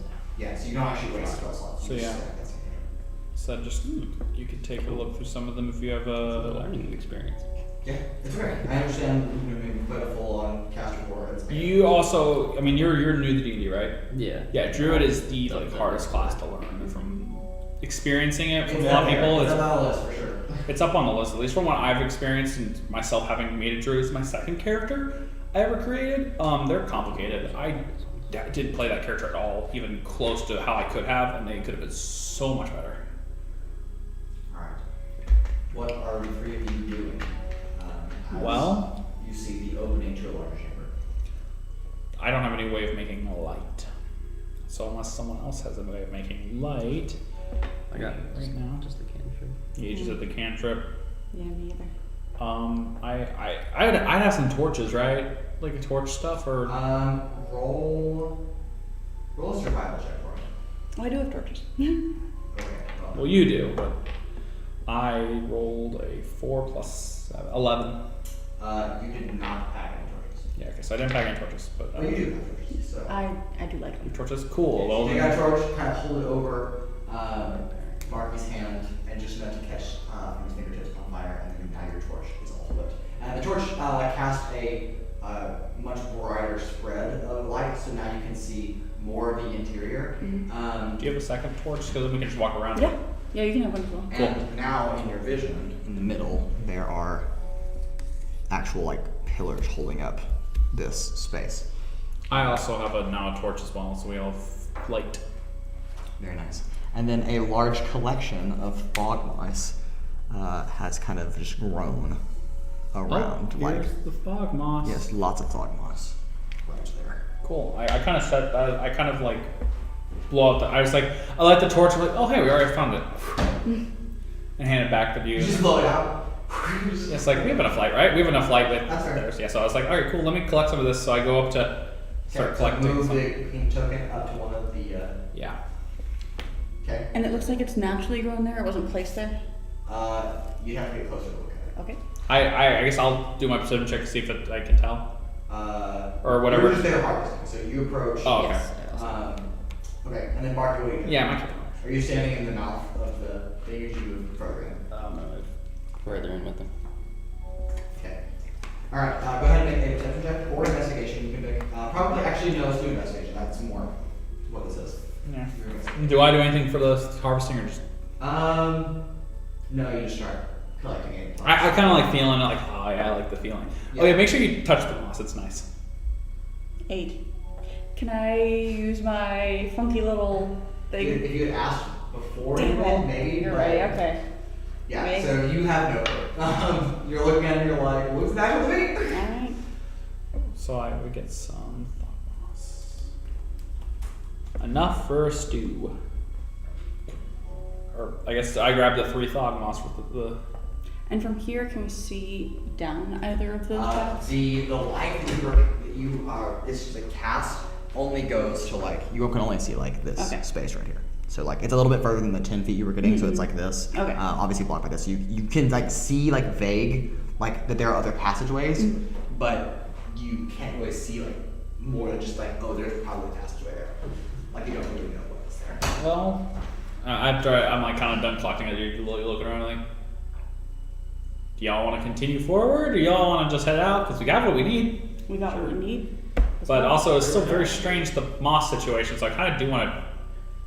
I'm tempted to check it out because, like, I don't know what could be down here. It could be something that we should. Because I mean, like, the plant that attacked, that was weird too. So a bunch of weird stuff is happening. I feel a little worried about them. And you have imaginary friends, so Yeah, and I mean, y'all included in the weird, but y'all are gonna cause it my weird. yeah. So. It's up to you. You're the one who died. Up to you, dead. So I guess you're right there. You're right with that. We should check it out. So, right or left? Does anyone have a coin you could flip? No, we can always roll like a dice. And it's I would just say, yeah, like values. Like you can say like a d20, all odds. Odd left. Okay. That's my vote. Alright. Alright. Just go left. You begin moving around the pillar, so you can move your people around about 15 feet forward or so. Correct.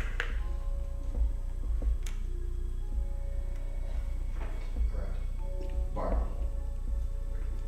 No, don't. I'm narrowing for you. Okay. As you step around, the light source now being held, you're green, right? Mhm. Yeah, so stepping around the pillar, so now it's like a shadow, long shadows being cast on the side of both Raudrem and Barky. You feel something brush against your back and legs. Do you still have your Ooh. thing? I think so, right? Yeah. Okay, yeah. Ooh, I turn around and go look. You turn around, and how tall are you? Oh my Like god. 5 foot. Okay. Something like that, yeah. Towering over you, about 1.5 foot or so above your eye level, you see and you're like this close. You're like just a few inches. A gigantic face of what looks to be like an owl. As you turn to look, its beak opens. And now you're having the time to fully take in. The full view, the feathery, bear-like body attached to the face of this owl. And you immediately recognize this as an owlbear, which you haven't encountered before. And its beak spreads open to let out a piercing screech. And you all roll initiative. I was Jake's like, dang it! I knew exactly what was coming out of Yeah, it's really that. hard to describe it without letting anyone know what's happening, so I was like, I knew comment was happening. I was like, what's it gonna be? Is it a giant moss monster? Is it gonna be a bear of some sort? Yeah. Is it a bugbear? A regular bear? Or the mythical owl bear? Owl bear. Off at the top. Do owlbears count as animals to you? They are classified As a monstrosity. as a monstrosity, so no. Alright, what we got on initiative? 1. 1? Oh, that's so sad. 9. 9? 6. 6, okay. Owlbear goes Good, first. we're all bad, meaning it doesn't actually matter that much because turn order. We love that. 9? 6. 9. Okay.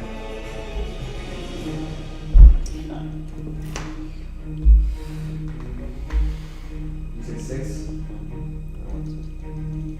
then a 1, right? Mhm.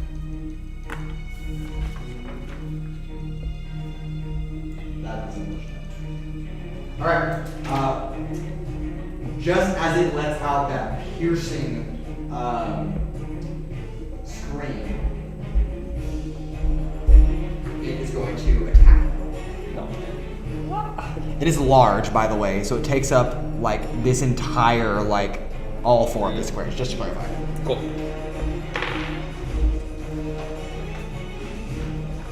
Alright, it is going to make those attacks.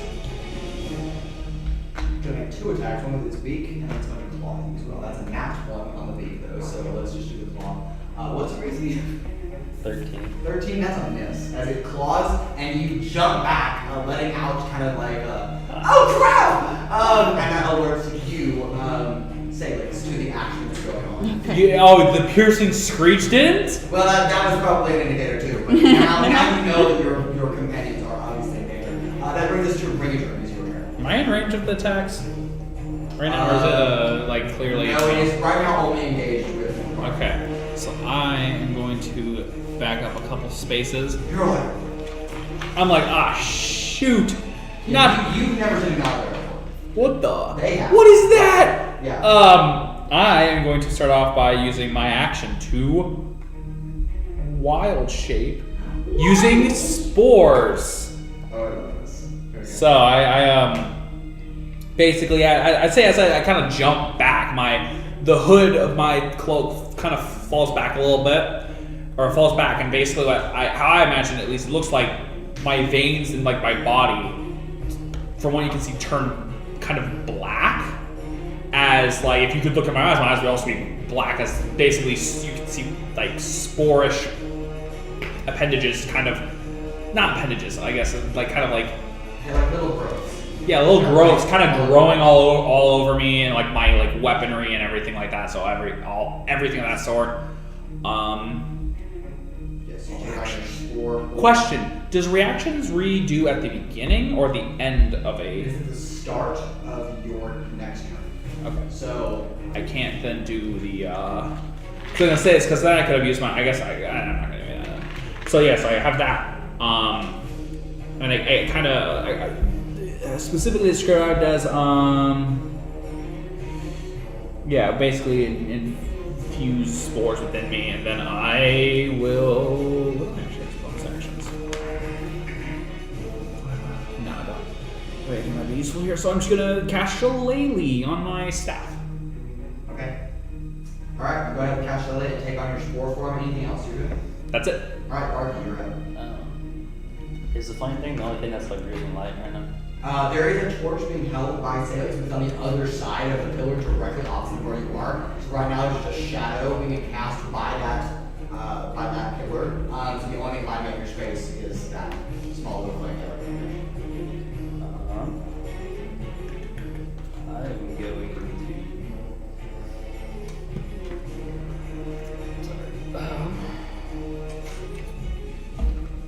I'm gonna back up, and I'm gonna do thunderclap.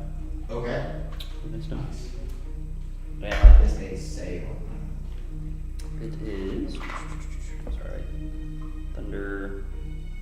Yeah, so thunder wave. What you backed up to? I backed up, or like within like Con save, 10 right? feet. Is that right? Does that provoke an opportunity? Sorry, so. Up the deal. So yeah, con save. Sorry. Okay. That's fair. You're not moving, right? You're just standing right there. Yeah. Boom, okay. Alright, then. Wow, that really sucked. 2 damage. 2.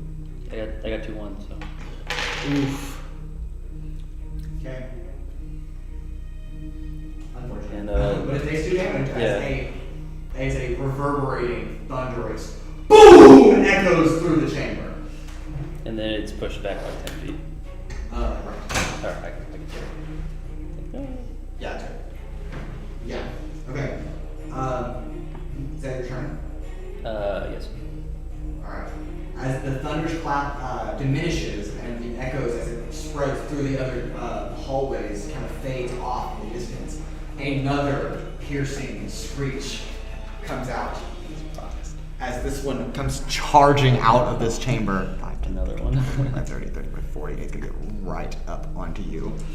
Oh, boy. And you are expecting this though, so as it comes into your light, you're like, damn it! And it's also going to make 2 attacks. One bite, one claw on you. Dang, if I could roll any better, that would be great. But does a 15 and a 14 hit you? No, neither one does. Great. Well, it misses both. So Alright, well, that brings us to Salix's turn. Okay, I want to try and use Nature's Wrath. Okay? It needs to make a strength or dex saving throw. Okay. It's gonna make a strength. I have a choice. That is a 15. Okay, the DC is 15. I don't know if that counts as a pass. That passes. That passes? Okay, never mind then. Well, that's my action. So I'm going to move. I want to move closer to these two. Okay. Scoot. So you'll be leaving its range. Yes, however, comma, I Did you have. say however, comma? Yeah. Okay. However. Pause. Oh, no, never mind. Okay, never mind. I'm gonna stay right there. I mean, you can move, it'll just stay out. I know, because so the thing is I have the mobile feat, but that only counts for melee attacks. So the ensnaring strike does not count. Gotcha. Is it Nature's Wrath or Wrath of Nature? This is Nature's Wrath. Alright, that brings us back to the top of the initiative order. With the first owlbear, who is going to shake off the thunderous clap and then charge at you again. Oh. Stepping right back into your space. It's gonna make 2 attacks against you. And if I can hit, that would be, just. Oh yeah. By the way, my AC can be less than 16. Yeah, I know. Oh my lord. Oh, you cast Bark Skin? Alright, cool. So your AC is 16? It says it can't be less than 16. So it's 16. Yeah, it's 16. That That just means Wow. your AC is 16 unless something were to make it higher. They Okay. have a +7 to hit. How am I hitting anything? I rolled 6 Just dice realized- and hit nothing. I just realized, shield and the Bark Skin, Stop. terrible combinations. No, they don't work together. They don't because Shield's a reaction. yes, it adds to your AC, not to the Bark Skin. Bark Skin specifically says it makes your AC 16. It cannot be greater than or cannot be less than 16. Right. So it doesn't make it 16. It just says it less than 16. Meaning, if you were to have something that makes it above 16, I that's think that would be up to him. that would be up to him. But No, that's yeah, specifically. I see what you're saying, though. That's That what makes I sense. looked it up because I was like, Yes. that's all I'm like, I don't know. Alright. It's in Break 6. up. It's your turn. We have Barky on deck. And then Cool. Owlbear on the next. All right. I mean, I see I see both owlbears now. I feel like you look more like armor. Are you wearing armor? Yes. You're wearing armor. You're not. I'm gonna come help you out. So I run You say forward. this by yourself to defend one. So I run forward. Oh wait, do I have reach with quarterstaff? You should. I'm gonna actually be back here then. Right? I should have reach with the quarterstaff. Nope. Oh, yeah, no, I do. Yeah. All right. So okay. So I use the quarterstaff to go to. I'm going Good to. old whacking. But I'm going to be using booming blade with it. Okay. So I go. I'm going to give it a whack. Okay. Does a 17 hit? Yes. All right. Let's start with. I'm going to use this dice for this. All right. It is going to take 8 magical bludgeoning. Then it takes a. Ooh, I can use a d6 for this one. Spores. It takes 4 necrotic. Or is it necrotic? Yes, 4 necrotic. Okay.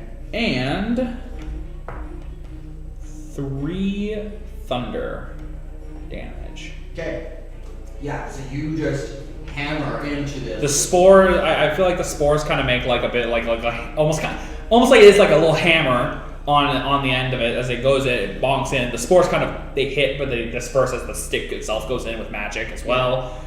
And then the thunders that the booming blade surrounding the weapon also like as it connects, it kind of reverberates into the creature. Yeah, you can see it just like kind of stumble back for a second and then regain its bearing as it just continues to just look very hostile towards one of you. And then it missed you, so you don't need any healing, so you're good. I don't need healing, so I'm good. I end my turn right there. Okay, alright, that brings us to Barky. Okay, I'm gonna do. Sorry. I'm gonna hit you guys in a minute, I promise. We'll get there. Yeah, sure. I'm gonna do Flame Blade. Okay. Second level. So hold on. Yeah. So Flame Blade.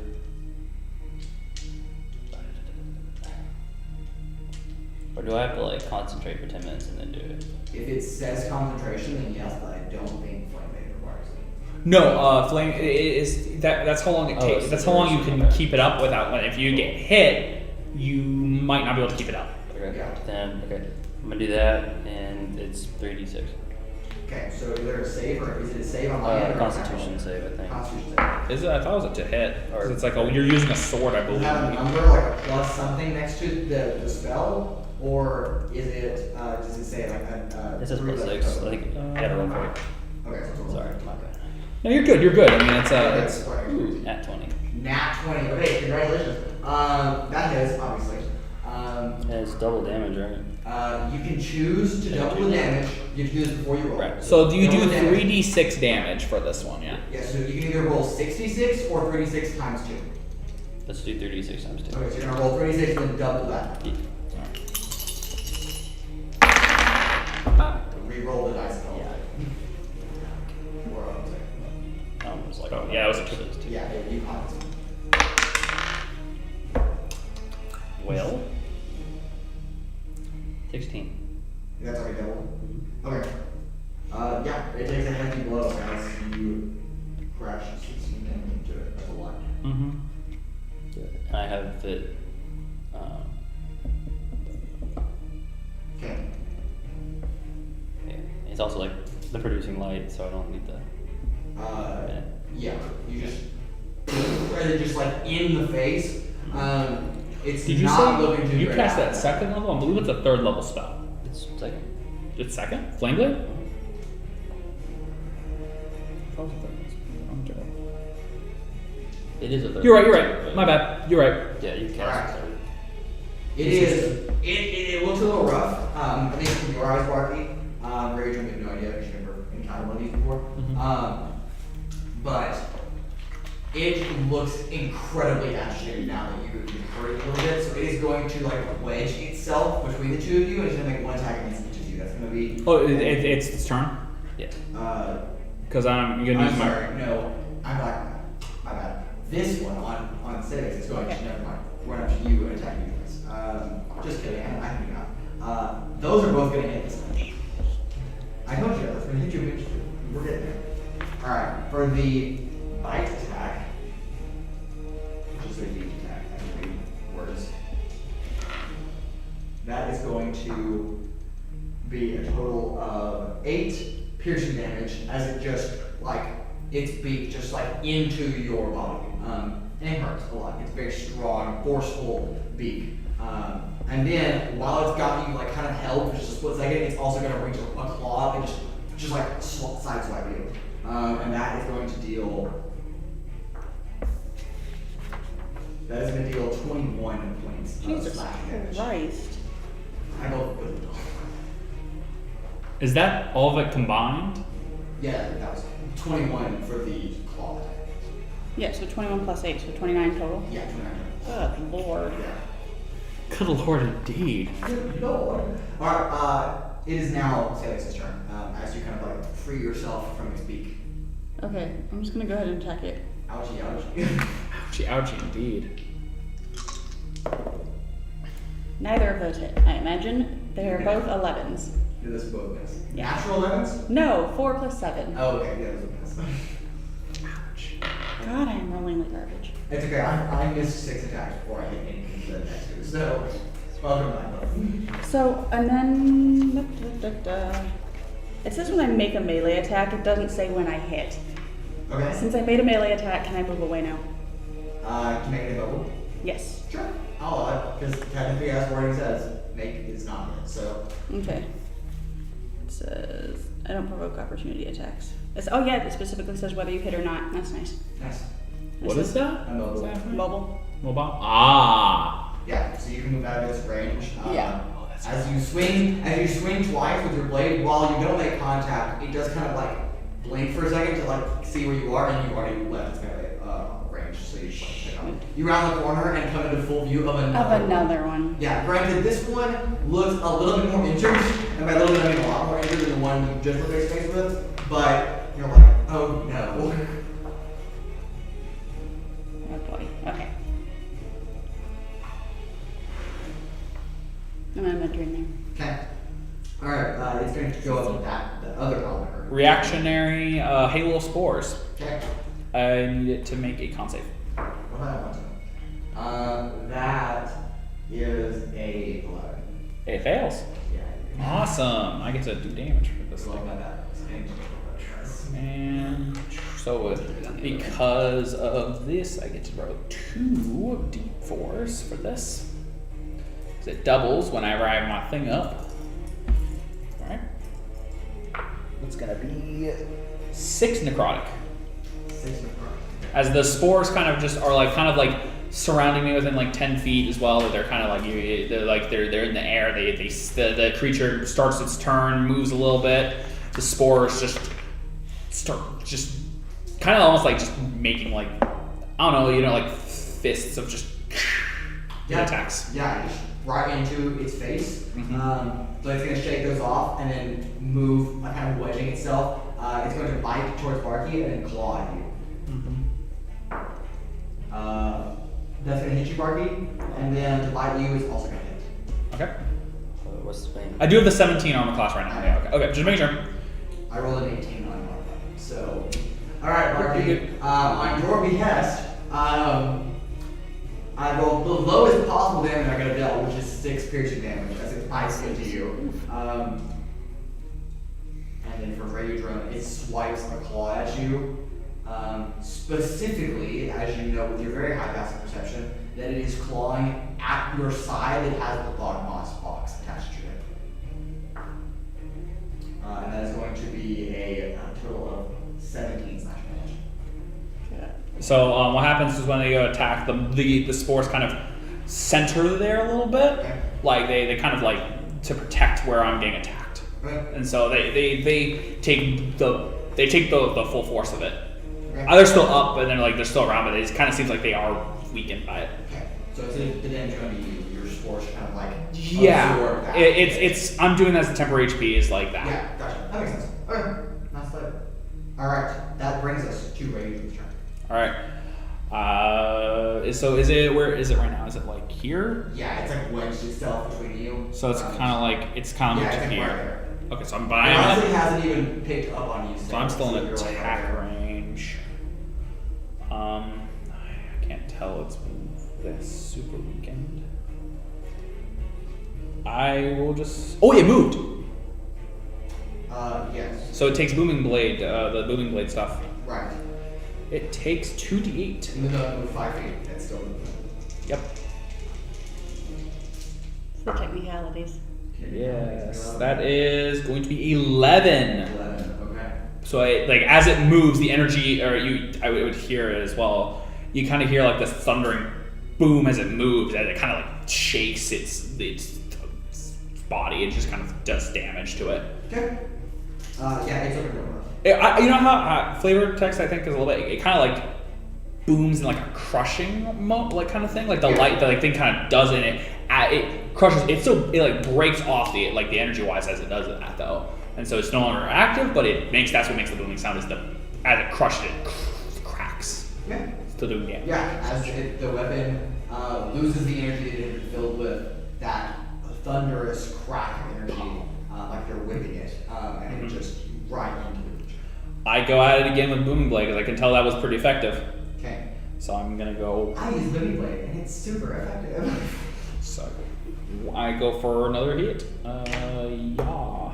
Nat 20. Nat 20, okay. And I always like rolling I like rolling double the dice because more dice means more fun. Can I have your dice? Oh, I was joking. Can I have your Oh, dice? yeah. Oh, no, garbage. Alright, so that means all the dice it's all the dice I roll for damaging. It does double, right? I So, believe. how much damage do you want to do? Is it 2d8? It's so the weapon is 2d8. I get also 2d6 necrotic and 1d8 necrotic, 1d6 necrotic, and 1d8 of boom blade. And I believe all those double because Yes, it's so an attack. you'll roll 4 for the weapon. Or sorry, 2 for the weapon. Because, yeah, 4 for the weapon because it's 2d8, right? The weapon. Sorry, the weapon is 1d8. My bad. Okay, so My bad. I so said the wrong. 2d8 for the weapon, 2d6 for the necrotic, and then 2d8 for the boom. So 6 dice. 6 dice. Six Cool. dice. I'm gonna grab these. All right, I'm gonna start by rolling. Let's roll my damage. For the shillelagh part, that's gonna be 11 bludgeoning. Okay. It's gonna be 9 necrotic. Okay. The spores are vengeful today. And 10 thunder. So again, the weapon does it, but as I go and I hit it directly on the head with this time. And so the spores kind of cluster a little bit more tightly bound. It's a bit more of a hit with the damage, and like it just is a solid smack on the head. Okay. From there, how are you gonna do this? Nice. As it goes in, the spores basically dig holes into the skull as it goes in, and I just crack it open. Its head just busts open as the spores just kind of pierce into the rest of the body, and then just all like disband out of it. You're not sure if it's the weapon booming or the skull cracking is making the boom as it just breaks in half, and the entire body just immediately falls with it, and it just falls over on its side, and it is definitely dead. Alright. And I kind of go like, oh, all right. I kind of like do a little bit of untensing as I kind of walk forward towards the body, and I see it's like, hey, it's dead. Salix, who is like sweating. Yes. And I'm like, what's wrong with you? Running around the car. There's another one. And when it's Barky's turn, And I'm just like, the other one hasn't been hit at all. Though you do see me now with like the spores like kind of swirling around me a bit, like a storm almost. The torchlight just like flickering and catching the brief glimpses of spores on the skin. Barky, what are you doing? Besides being hot and true, so you don't know what's happening. This is the closest thing to Venom I'm gonna get for D&D. Yes. Yeah. Yeah. Okay, I'm gonna run up to him, and What's your movement? it's 35 feet. So that's not right. 5. Okay. I'm up to him, and I'm gonna dispel my flame blade. Okay. And So then reaction, drop it. drop it, and then I'm going to do produce flames Okay. and hit him with it. Okay. So you're gonna roll a hit. As you round the corner, another hulking owlbear. This one just slightly smaller, but in the light it's hard to tell. Than the previous one. 16. 16 hits. Sweet.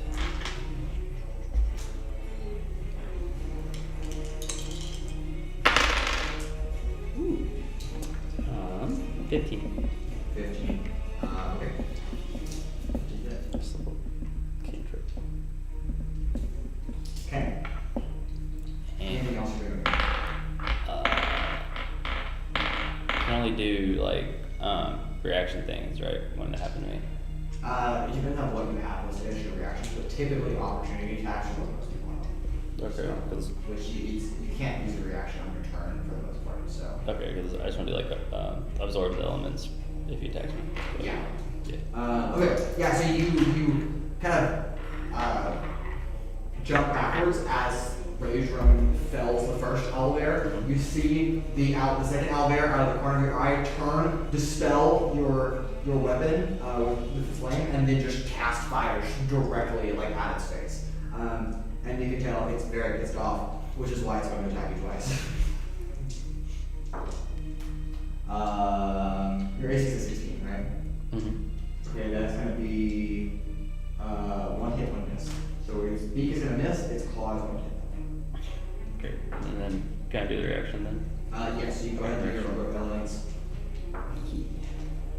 That means you take half damage, right? And that is going to be Yeah. 14 slashing damage. 14. Okay. Or no, I don't. Yeah. Does it diminish the effect of the magic or of the attack at all? Because I have resistance to the damage type until the start of your next turn. So, but I guess that would be the next one. So. It's a reaction. It's a reaction. Yeah. What are the damage types listed? Oh, that sucks. Never mind. Does it have piercing or slashing on? No. Okay, it does not. I didn't- It's typically for magical stuff, so which okay. like fire, lightning, Yeah. thunder, you know. Yeah. But Okay. Well. yeah, so you just take 14 Just take 14 damage, alright. points slashing damage as it just I like carves. do want to say you technically were using 2 concentration spells there with Barkskin and the Flame Blade. Oh well. Yeah. Oops. Yeah, just a note for future. With concentration spells, you can only have one of them up at a time. Yeah. It didn't really cause any problems, so I just kind of let it happen. But I was like, did I say anything? I just Yeah. let it. Because I was like, I feel like it was better to say something than to let it go. no, it's okay. It's a good correction, but Well, how do you know which ones are concentration? it'll say like in the description, it'll say like concentration, comma, up Okay. to how long. Gotcha. And or in like when you look at your spell list, it'll have like a little diamond with a C, Okay. like inside of that, so you'll know that it's concentration. Like look at Flame Blade and then look at Yeah. like a you have a no wait, Nicole Yeah, I Lightning see is it also now. concentration. Yeah. Okay, cool. Alright, so that finishes its attack, and it is now Salix's turn. That was Salix, six. you see Barky rush from around the other side of the pillar, engage with this owl, this 16 other owl bear, Mhm. and then What? It was 16. try to bite him, and then go for a claw attack, and it does make impact across It was the chest. Okay. It is another turn. 16 damage. Okay. I'd like to cast Shield of Faith on myself. Okay. And then I'm gonna go ahead and I'm just gonna go ahead and run at it now that someone's actually finally hit it. Take off an dead sprint, and get up right next to it. And then I'm gonna attack it. Oh, one of those is a nat 20. Nat 20. And the other one is a. You're on fire now. I gave you 10. more. Make sure you smite that. I was gonna bastard. Divine Smite too, yeah. With the nat 20, divine smite Yeah. that bastard. Well, I missed because- the other one, so. Okay. Alright, so you're gonna double your dice or double the damage? Oh, I don't have enough dice to double it, so. I have dice. You have I have plenty of dice. dice. So Okay. if you want to draw, Sure. I like them. All right. Roll as Well, many dice as possible. so d8s for divine Oh, smite. yeah, that's fine. So Right. Divine Smite, yes, that's gonna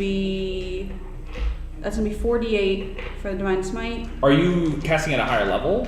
I can only. Oh, I mean, yeah, I guess I could. Yeah. I can 'cause- cast it. No, I don't have the spell slot at level 2. That's So fine. have to I cast was just asking in case like you were doing it with the higher levels because that's usually Okay, so it's I would love to, 48 but- for the Divine Smite. Yeah. And what's the weapon? And then you my have a weapon- d4, a d8, right? Yes, I have D8. And then my weapon is 1d8, so that's gonna be So you roll 68. 68. So you need more. 4. Can I steal? Oh, you have an entire Okay, bag. good. Wow. I have a bag. Yeah. Thank you very I much. have a bag of two outside of these. So. Oh, okay. Alright. Throw on the table. Throw on the table. Oh, jeez. Alright. Oh, move myself. You just killed Barky. My bad. Dang. 5, 9, 15, 18, 20, 23. 23. Okay. And then It's a heavy hit. It's not I don't remember dead. which one of these. But it looks real bad. Thank you. Of course. Okay. Okay.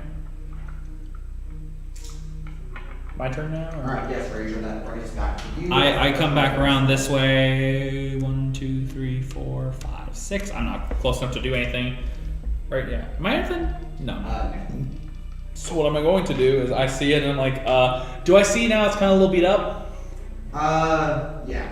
Cool. Well, not using beam. I'm going to use chill touch.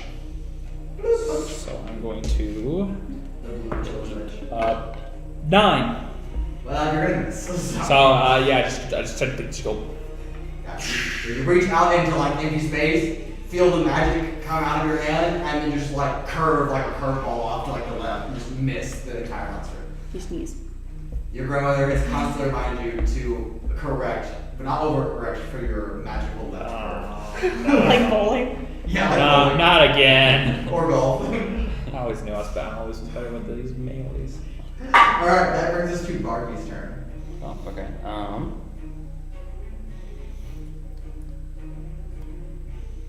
I'm gonna do thunderclap. Thunderclap, okay. It's a You're gonna color, bring right? another one in. It's a color, Actually, you know right? what? Or actually it's a cube. Maybe you should.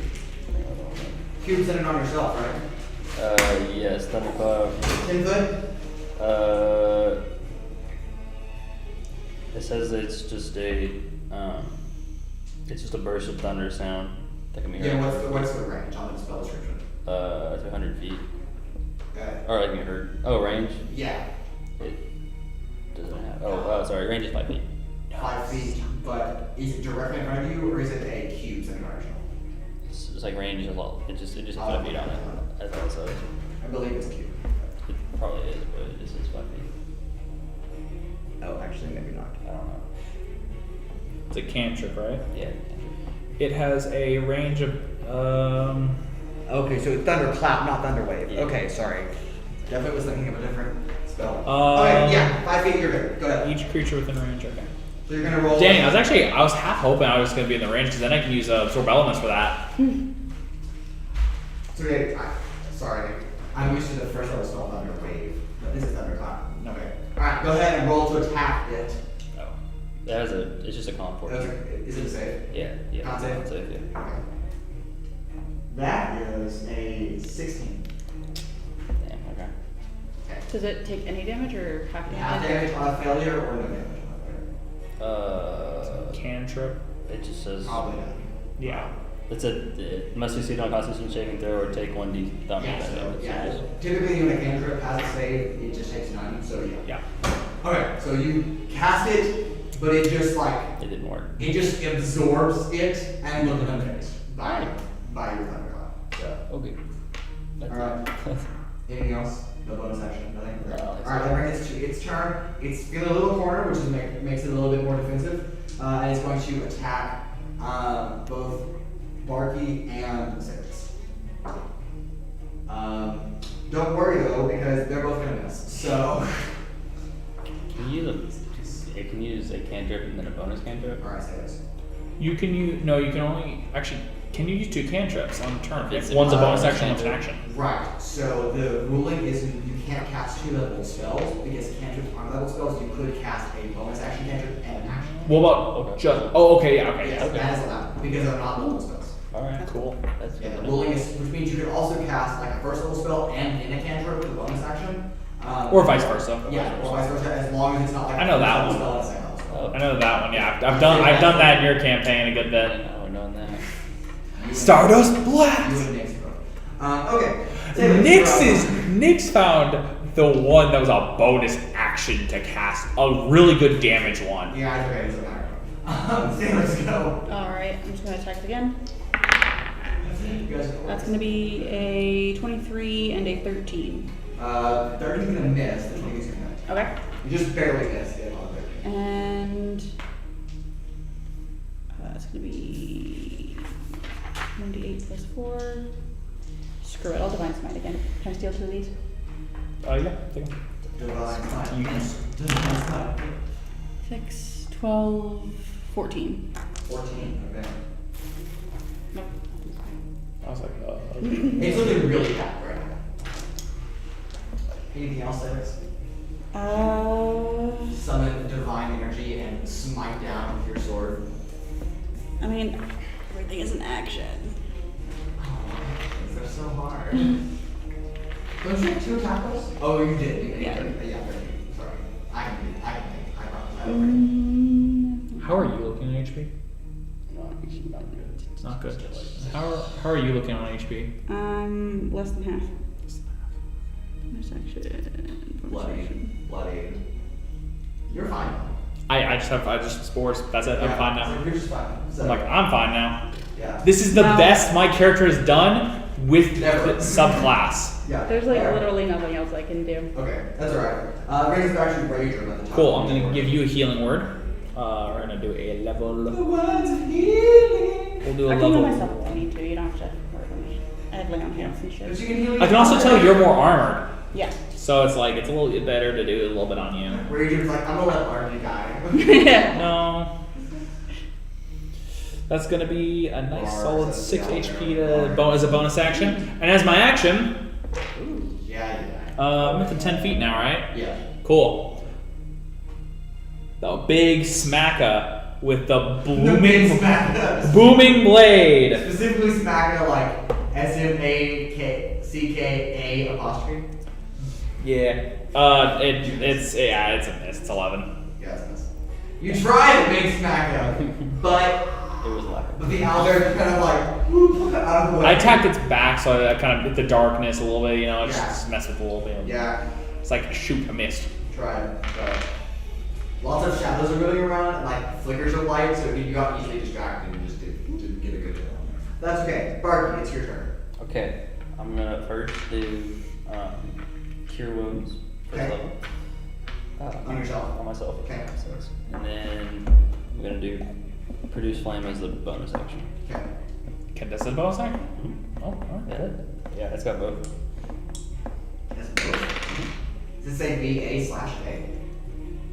Yeah, well, so there's one that says like the cantrip, and the other one's bonus cantrip.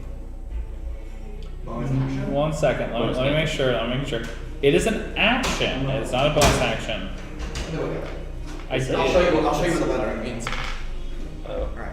what's that? So see how it says 1A? Those are all actions, but then healing word is a bonus action. See what I mean? So produce flame is an action. Now this is a bonus cantrip because I don't know why you have two of them. Honestly, you don't need both. They're the same thing. That's what I was talking But yeah, the time 1A means one action, one reaction, one bonus action. Make sense? So whenever you're looking to cast things, you're gonna look at the time. Okay. Well, Cool. Can I change mine to healing word then? Yeah, I'll say because you didn't know that, sure. But for future reference. Yeah. Okay. Ooh. Okay, so that's 7 healing damage or healing, Okay. and then I'm gonna do produce flame on him. Yeah, that's your action. So I didn't know that. I didn't know produce 17. flame did damage. I thought it was just firebolt. What did you roll hit? 17. 17 hits. Okay, and then that's 2d8.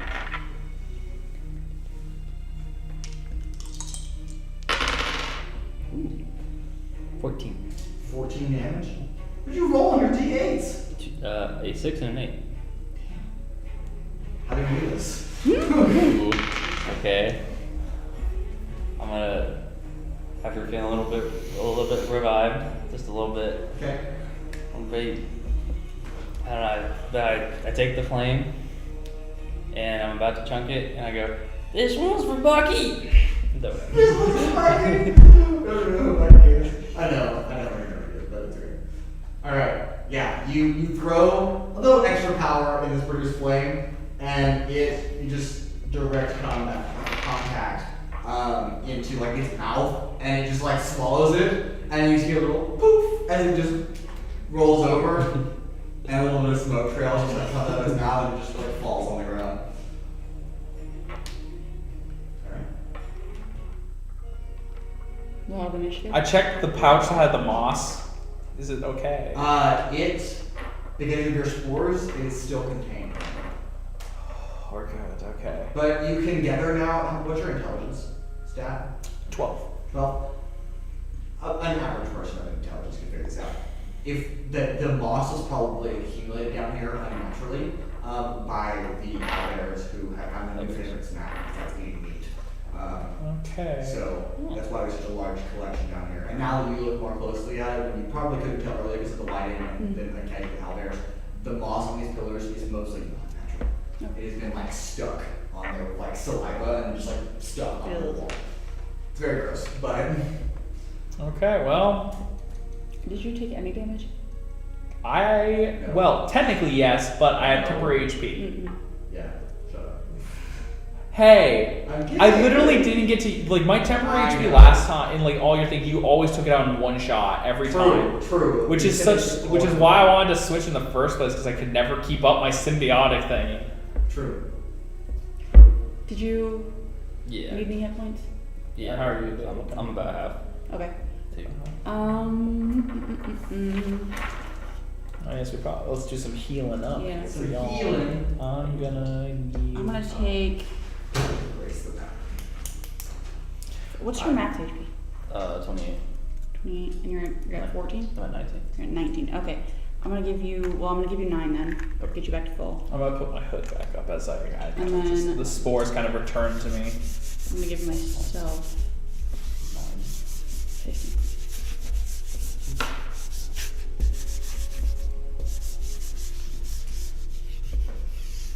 So how is everyone? Does anyone? I have full of healing as well. If anyone needs any healing, I'm feeling pretty fresh you're good. for now. How about yourself? I'm probably fine.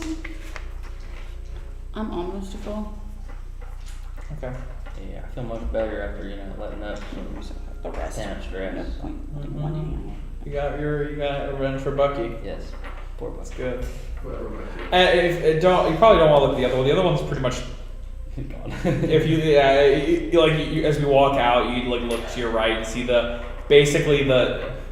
Can I flavor text it that the spores basically ate through the rest of the thing, so it's Sure. just a skeleton that's remaining. Sure. It's like, yeah, that happens. They're Are there like a mushrooms special. Huh? Are there mushrooms on it? Oh, don't. Sure. Sure. I would not eat the mushroom. I would. Just because you would doesn't mean that. I let you know. It's like, look, you could. I would not eat the mushroom. It looks so good though. It's like just a pure it's black shroom. Like even the stem itself is just a black shroom. It's a death room. It's just like Not doom shroom. but not doom shroom. It's I just I wouldn't eat that. I walk up to the mushrooms and I just take one and I Just smack it out I of your smell head. it. You smack it out of town? Yeah. I wondered Did you see if what it did was- to the bear? But I wondered if it was Bucky flavored.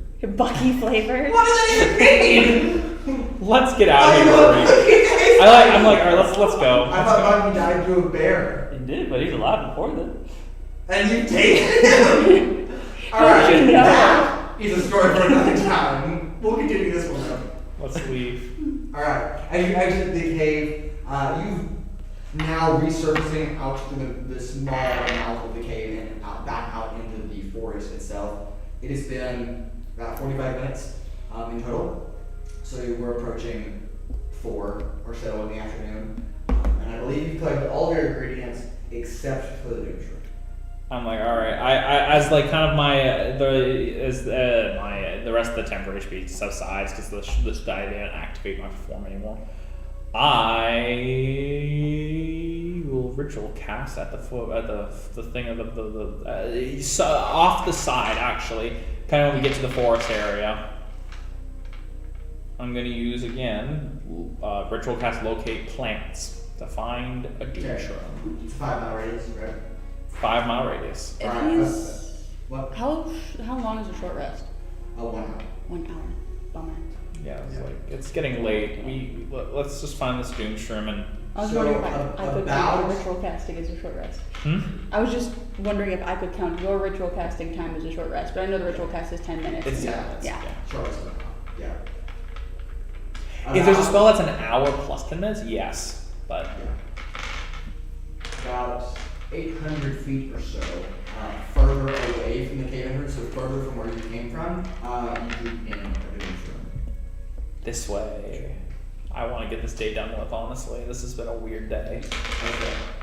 And you trot off with your companions. About 800 feet or so. So picking doom shrooms, I'm guessing, is there something special that I need to be careful of this?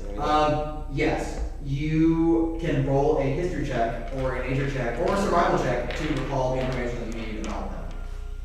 I'm glad you asked. Can it be with an advantage because I've picked this plant so many times? What do you roll? A 2. Yeah. Can I also roll? Sure, but I roll.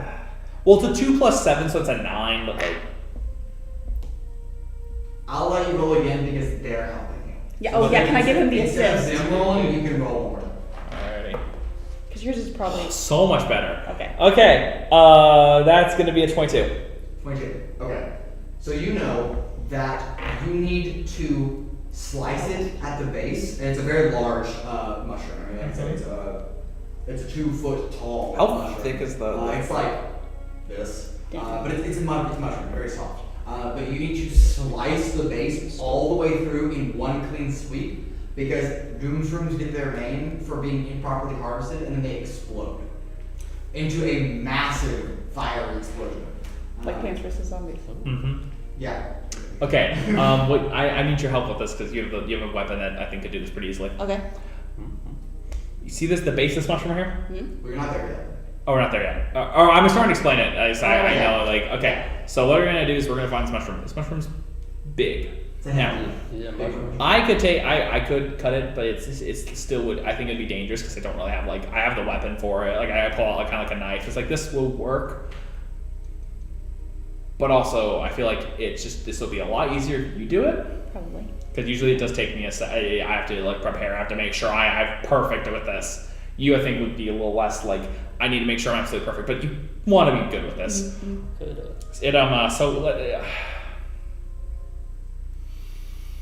It'll explode, Oh. That's boom mushroom. but as long as you cut it in one swipe at the base, we'll be okay. No pressure then. So yeah, no pressure. If you want, I can assist you with it more. I can kind of mark out where the correct cutting position is. I just Draw a surgical line. Yeah. you are. I think your sword and you seem very skillful with it. I think you'll be great. Insert scalpel 4mm here. So But if you improperly cut it and you don't get it correctly, it's going to explode. Okay. So what happens when you eat it? You've never eaten a doom shroom by itself. I know. I've never eaten a doom shroom by myself. I'm gonna say this. It's very Great. spicy though. It's spicy, so I would say it's probably a little spicy, Spicy. but you might also explode. Who knows? So how do you cut it to fit it in the pot? It's a My balance. grandma does that. I don't know. My grandma, she knows all this stuff. You want to? Oh well, I guess you can't really ask her because she doesn't see you at all. But she knows all this stuff. I haven't really gotten the recipe yet because I'm not a huge fan of cooking. I like making potions, but cooking is is similar, but it's just not the same. You don't get the same fun with the potions. You don't get the explosives. I suppose.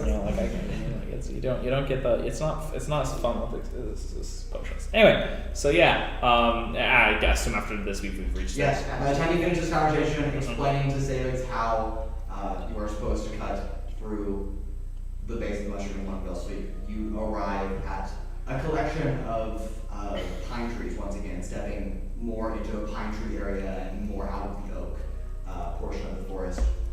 And sitting at one of the larger pines is a hefty noob shroom. It's grown, it's white, stem-like base with a red dome for its cap, just blown right there. Here it is. Okay. It's only one mushroom. It's just one giant. It's huge. It's You know, that It's there half kind of as looks big. like one of the old stools that we used to have in my mama's house. We used to sit on them, and then sometimes if you did it wrong, you would end up through the roof. I don't recommend sitting on it. I will take that. I'll take that in consideration. All right. I'll take it into consideration. Wasn't planning on it. Proceeds to sit on the noob Where's shroom. the- Awesome. I am tempted to sit on it. Did anyone survive? Well, Buggy did it first, but he wasn't quite the same afterwards. Did he fight the bear afterwards? Yeah. Someone should have been looking out for Bucky, I think. I did locate plants again, so if you wanted to waste one noob shroom, you could probably find another one. But that's up to It's you. not. I actually do have an idea though for some funnies. Or if we do a Actually, wait, does this work? Because just mushrooms are plants. Speak with plants. Would that work on a mushroom? Because a mushroom is not a plant. Identify plants and animals and found the mushroom. Well, the mushroom so- would technically fall closer to an animal than it would a plant. So, True. but it's plants and animals. I think. True. So So it does would. magic know the difference? Animal. Does magic Well, make a okay. difference? Animals also it would count at least not for an animal stuff. It would work. But do you need to cast speak with plants or Alright, speak with well, animals? That's a good idea. Like, does it classify? It's like magic doesn't care. There's not a spell identify mushrooms, so identify plant and Speak with fungi. Can I talk to the plant? Oh my Do you god. have to cast? Sure. You can cast it. Oh, I'll go to the plant. Okay. Yeah, I'm gonna go cast it. Okay. Alright. You cast it. Hey And there. then. Wait, what do you say? Hey there, Mr. Boomy Mushroom. Is it okay if I sit on you? The name's Shroom. Do Shroom. Oh, that sounds kind of scary. Are you? I bet you're all soft on the So I'm inside. kinda already pointing out Kind you of were- like a marshmallow or something. Well, if I do recall. While he's talking, I'm like, all right, so you're gonna want to cut here. Why No. is this man touching me in my lower parts? I'm gonna hoist my He's sword. just trying to, Oh, make sure hold the that, sword that it's just a And big I'm stick. gonna have it. It's just Let's a start really it out. Alright, make a. Can it be with advantage on assisting? Sure. Make a survival check or an acrobatics check. Can I make an athletics check? Okay. Okay, survival it is. This is more precision than it is just the straight to it. It's not that it's hard. You easily cut through it, Mhm. but you want to make sure it's a clean, perfect Cut. I have advantage. Yes. No, don't intelligence. Oh shoot. That one's Survival or acrobatics. Okay. that's gonna be a 13. 13? Okay. Why is she swinging a sword? And then just, and then just, you hear the voices disappear and it just tip over on the ground and just fall. I didn't even get his name. He's You like, did. Yeah, it's a, I mean, Anyway, we don't know that. It's like, Yeah. were you talking about the shroom? No. Okay. make a deception roll. We To clearly. our faces. I thought you rolled that one for a second. I was gonna laugh so hard. 4. 4. He is clearly lying through his half fallen out teeth. Oh, whatever. We have everything. Yay! Mushrooms. If I pick up the doom shroom. Okay. It's not super heavy, but it takes a second to like scoop it up and then you gotta like tote it around. Let's go. Yay, my favorite food. My favorite food. I'll see if I can. Does look kind of tasty over there. Don't eat it, please. We need this for the. Please, You know, please don't. We need this. Please don't. We're still Worst comes to grabbing- worst, I smack the enemy with it and hopefully it explodes. Boom! It's an actual nuke, it just takes out the entire thing. The whole forest. we're all gone. Just a crater. Except for me, I'm just only there. That's how my grandma actually died. I just made up a story about it. I just made up a whole story. That's horrible. You're all terrible. The funny thing is, it's the story I didn't tell the DM. You get home with the doom shroom, and then as you're going to hand it to her, you trip and fall and drop it, and it hits the You ground. both die. And she looks at you, she's like, "You killed us." I've just pretending that the under shadows this entire time. I made up an entire organization and it actually turned real. My imagination is so powerful. I make things real. Yeah. This entire thing is a dream. As you are like maybe questioning if you're also hallucinating a little bit on your way back, you're trying to act a little bit more crazy than Barky is. But as the three of you return the long mile and a half or so hike back to the earthen mound, passing up through the garden and then in through the rotted oak door, pushing in, your grandmother turns to look at you, carrying the news room along with other plants. Oh, Raudrem, did you get all the plants this time? Yes, Grandma. There was a couple of owl bears that I had to get the moss from, but Gopher bear. they're dead now. Oh, your vivid imagination just never ceases to amaze me. The owl bears are in your imagination too. Are they gone now again? They're not here. Well, yeah, okay, whatever, yes. I mean, sure. And I just kind of was like, here, just give her the mushrooms. And Alright, shakes doom shroom, puts it on like the kitchen counter, and starts like dicing it up. You can't touch it anymore. I'm just like, no. He finally decides to eat it, Yeah. and he's like, I can't touch it anymore. No. You Your don't grandmother begins carving open the yerdenberries and squeezing the juices into a warm a pot that she's used some magic to light the stove flame and build like a little burning like oven basically. For once, I'm like kind of a little curious like how it actually is made though, because Yeah. I'm like, She begins like dicing up and squeezing into the yerdenberries. She takes the thatchweed and cuts off like the root bulb and tosses the root bulb like out the window. She's like, I'll do this. And then she begins to take a mortar and a pestle and just like grinding the thatchweed into like fine powder and then sprinkles that in. She takes the deagle spores and snaps the cap off of the stem, putting the stem aside for potion making, and then dropping just the heads and the caps of the deagle spores in. Do they still laugh once they've been picked? A little bit, but it's very faint, and once they break the head off, then there's no laugh. dark. Yeah. Almost as dark as talking to the doom shrew as it's killed. Yeah, I don't know what she does. She takes the 3 handfuls of thog moths and just kind of like rubs them together on her palms, and then just sprinkles that in there as well. She stirs it a little bit, and then she sliced the doom shroom, both the cap and like the stem, and just begins like puts them on like a little bowl and then just dumps them all into the thing. You get the feeling that after it's been cut, it's no longer explosive, and so that's why it's so easy to just So you dice could have up. eaten it. Yeah, Hey, probably. Grandma, what happens if you eat a doom shroom? When it's living or when it's not living? When it's not living, and when it's living, both. Oh, when it's not living, it's a little spice. I mean, you might have some indigestion, but there's nothing too bad. But when it's living, well, those people aren't with us anymore. Oh, I perspective of that, yeah.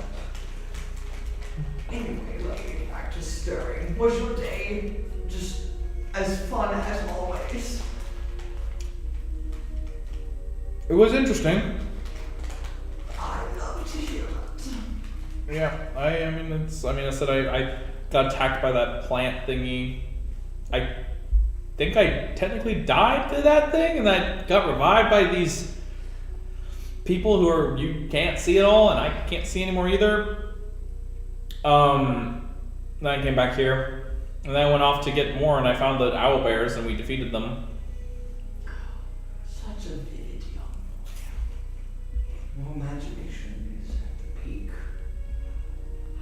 Reminds me of when I was younger. Could I roll an insight check? Sure. You think she's bullshitting? They just look at you. It's your grandma. Grandma's lying to me. I can't. I have 7. So, you believe everyone that she says. She's your grandmother. Why would she lie to you? So,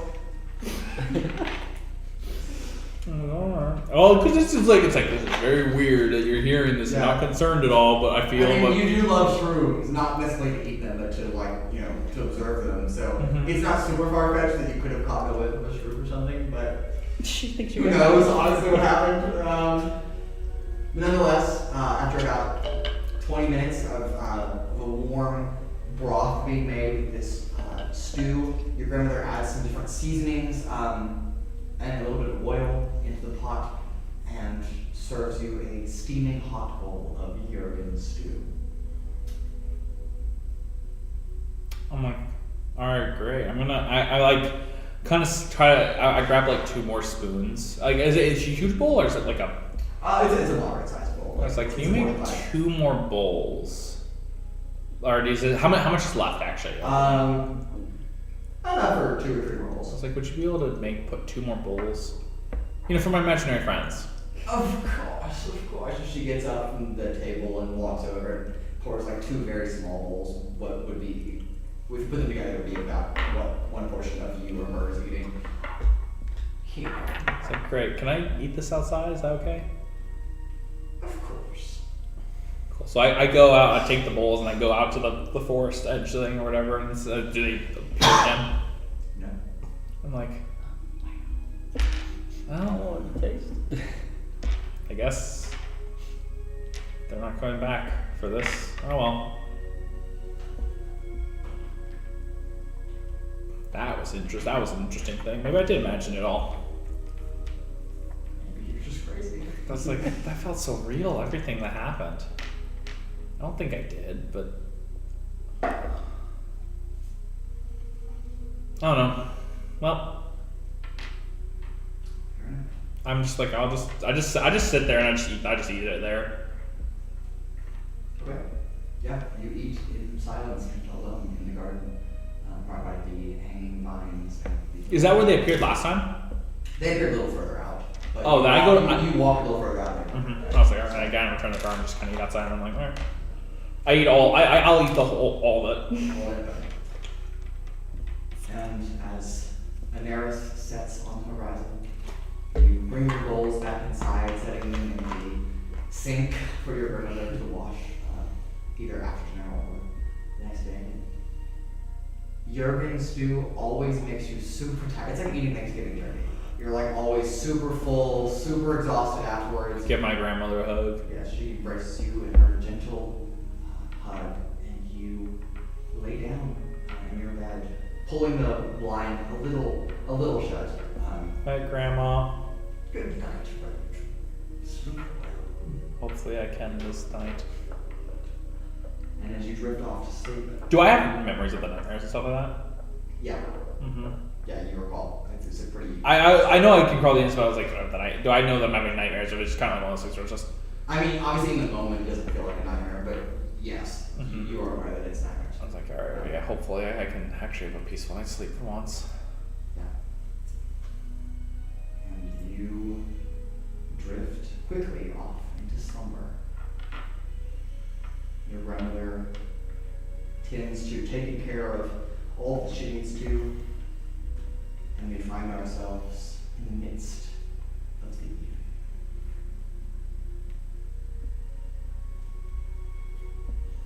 What dreams are you having,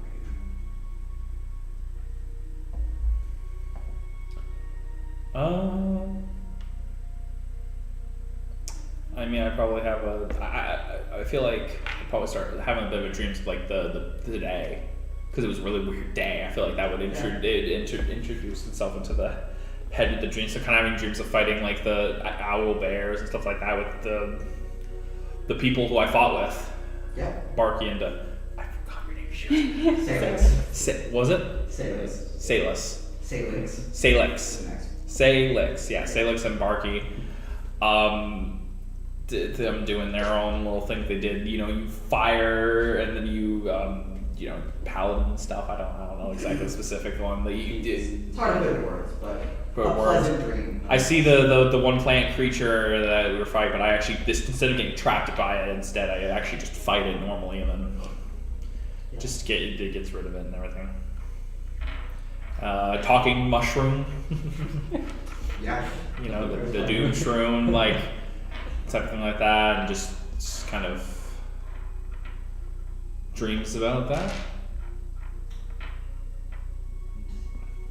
You begin to convince yourself in your REM sleep, if you will, that perhaps, maybe one time, you will go a whole night without having any nightmares. Wonderful dreams. But as midnight comes and goes, and the moons of Alethea high in the sky, you are jostled awake in the middle of your sleep by that same gentle hand that consoles you each night when you have your nightmares. But this time, the attention given to you is far more aggressive as you are deliberately awoken in the middle of the night. What? What's going on? Grandma?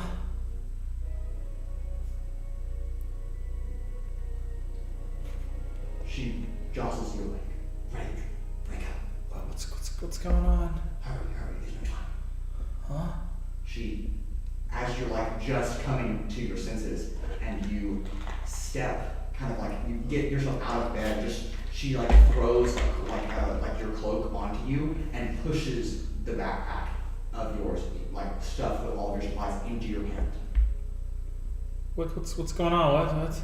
Smell of the night, Grandma. What's... She looks down just a second, just like kind of process, and then she looks back up to you, and a little tear has gathered under her eye. What's wrong, Grandma? Do you remember that place we talked about? The one in the Bell Grove?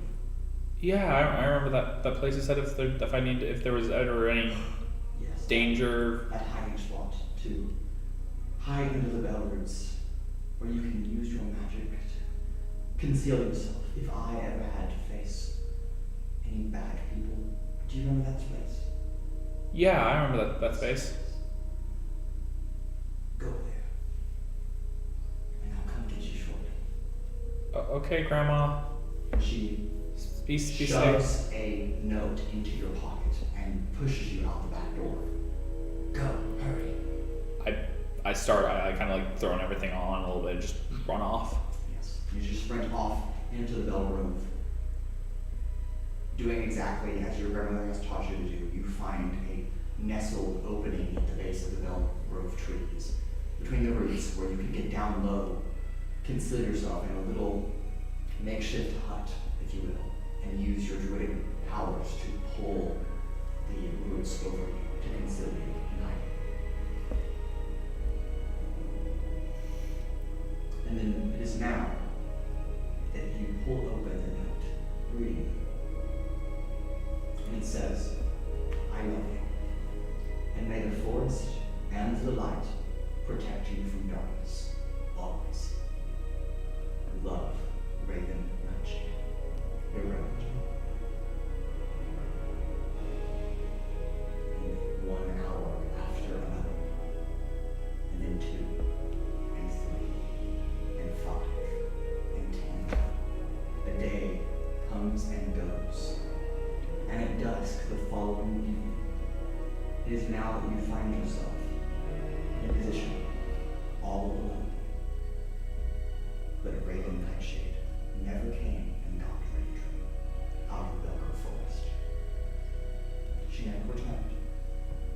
And after 16 hours of waiting at dusk that evening, you pull yourself out of your crawl space and return to the earthen realm, only to find the garden ransacked and destroyed. And the little home that you and your grandmother had called for over a decade collapsed and destroyed, smolders of where it had been lit ablaze. You have no clue what happened, and you have no clue where your grandmother is. But as you dig through the rubble, you find a few tools and herbs that survived the fire, yes. But notably, you find your grandmother's journal. Part of it burned on the edge, but under the weight of some of the earth and some of the herbs pressed in it, it survived. Many pages are torn out in many of the sessions, but nonetheless, you pick it up. And now you realize, for the first time in your entire life, you are completely alone. Or so you thought. But your friends, Barky and Salix, will be waiting for you when you depart from this earthen realm.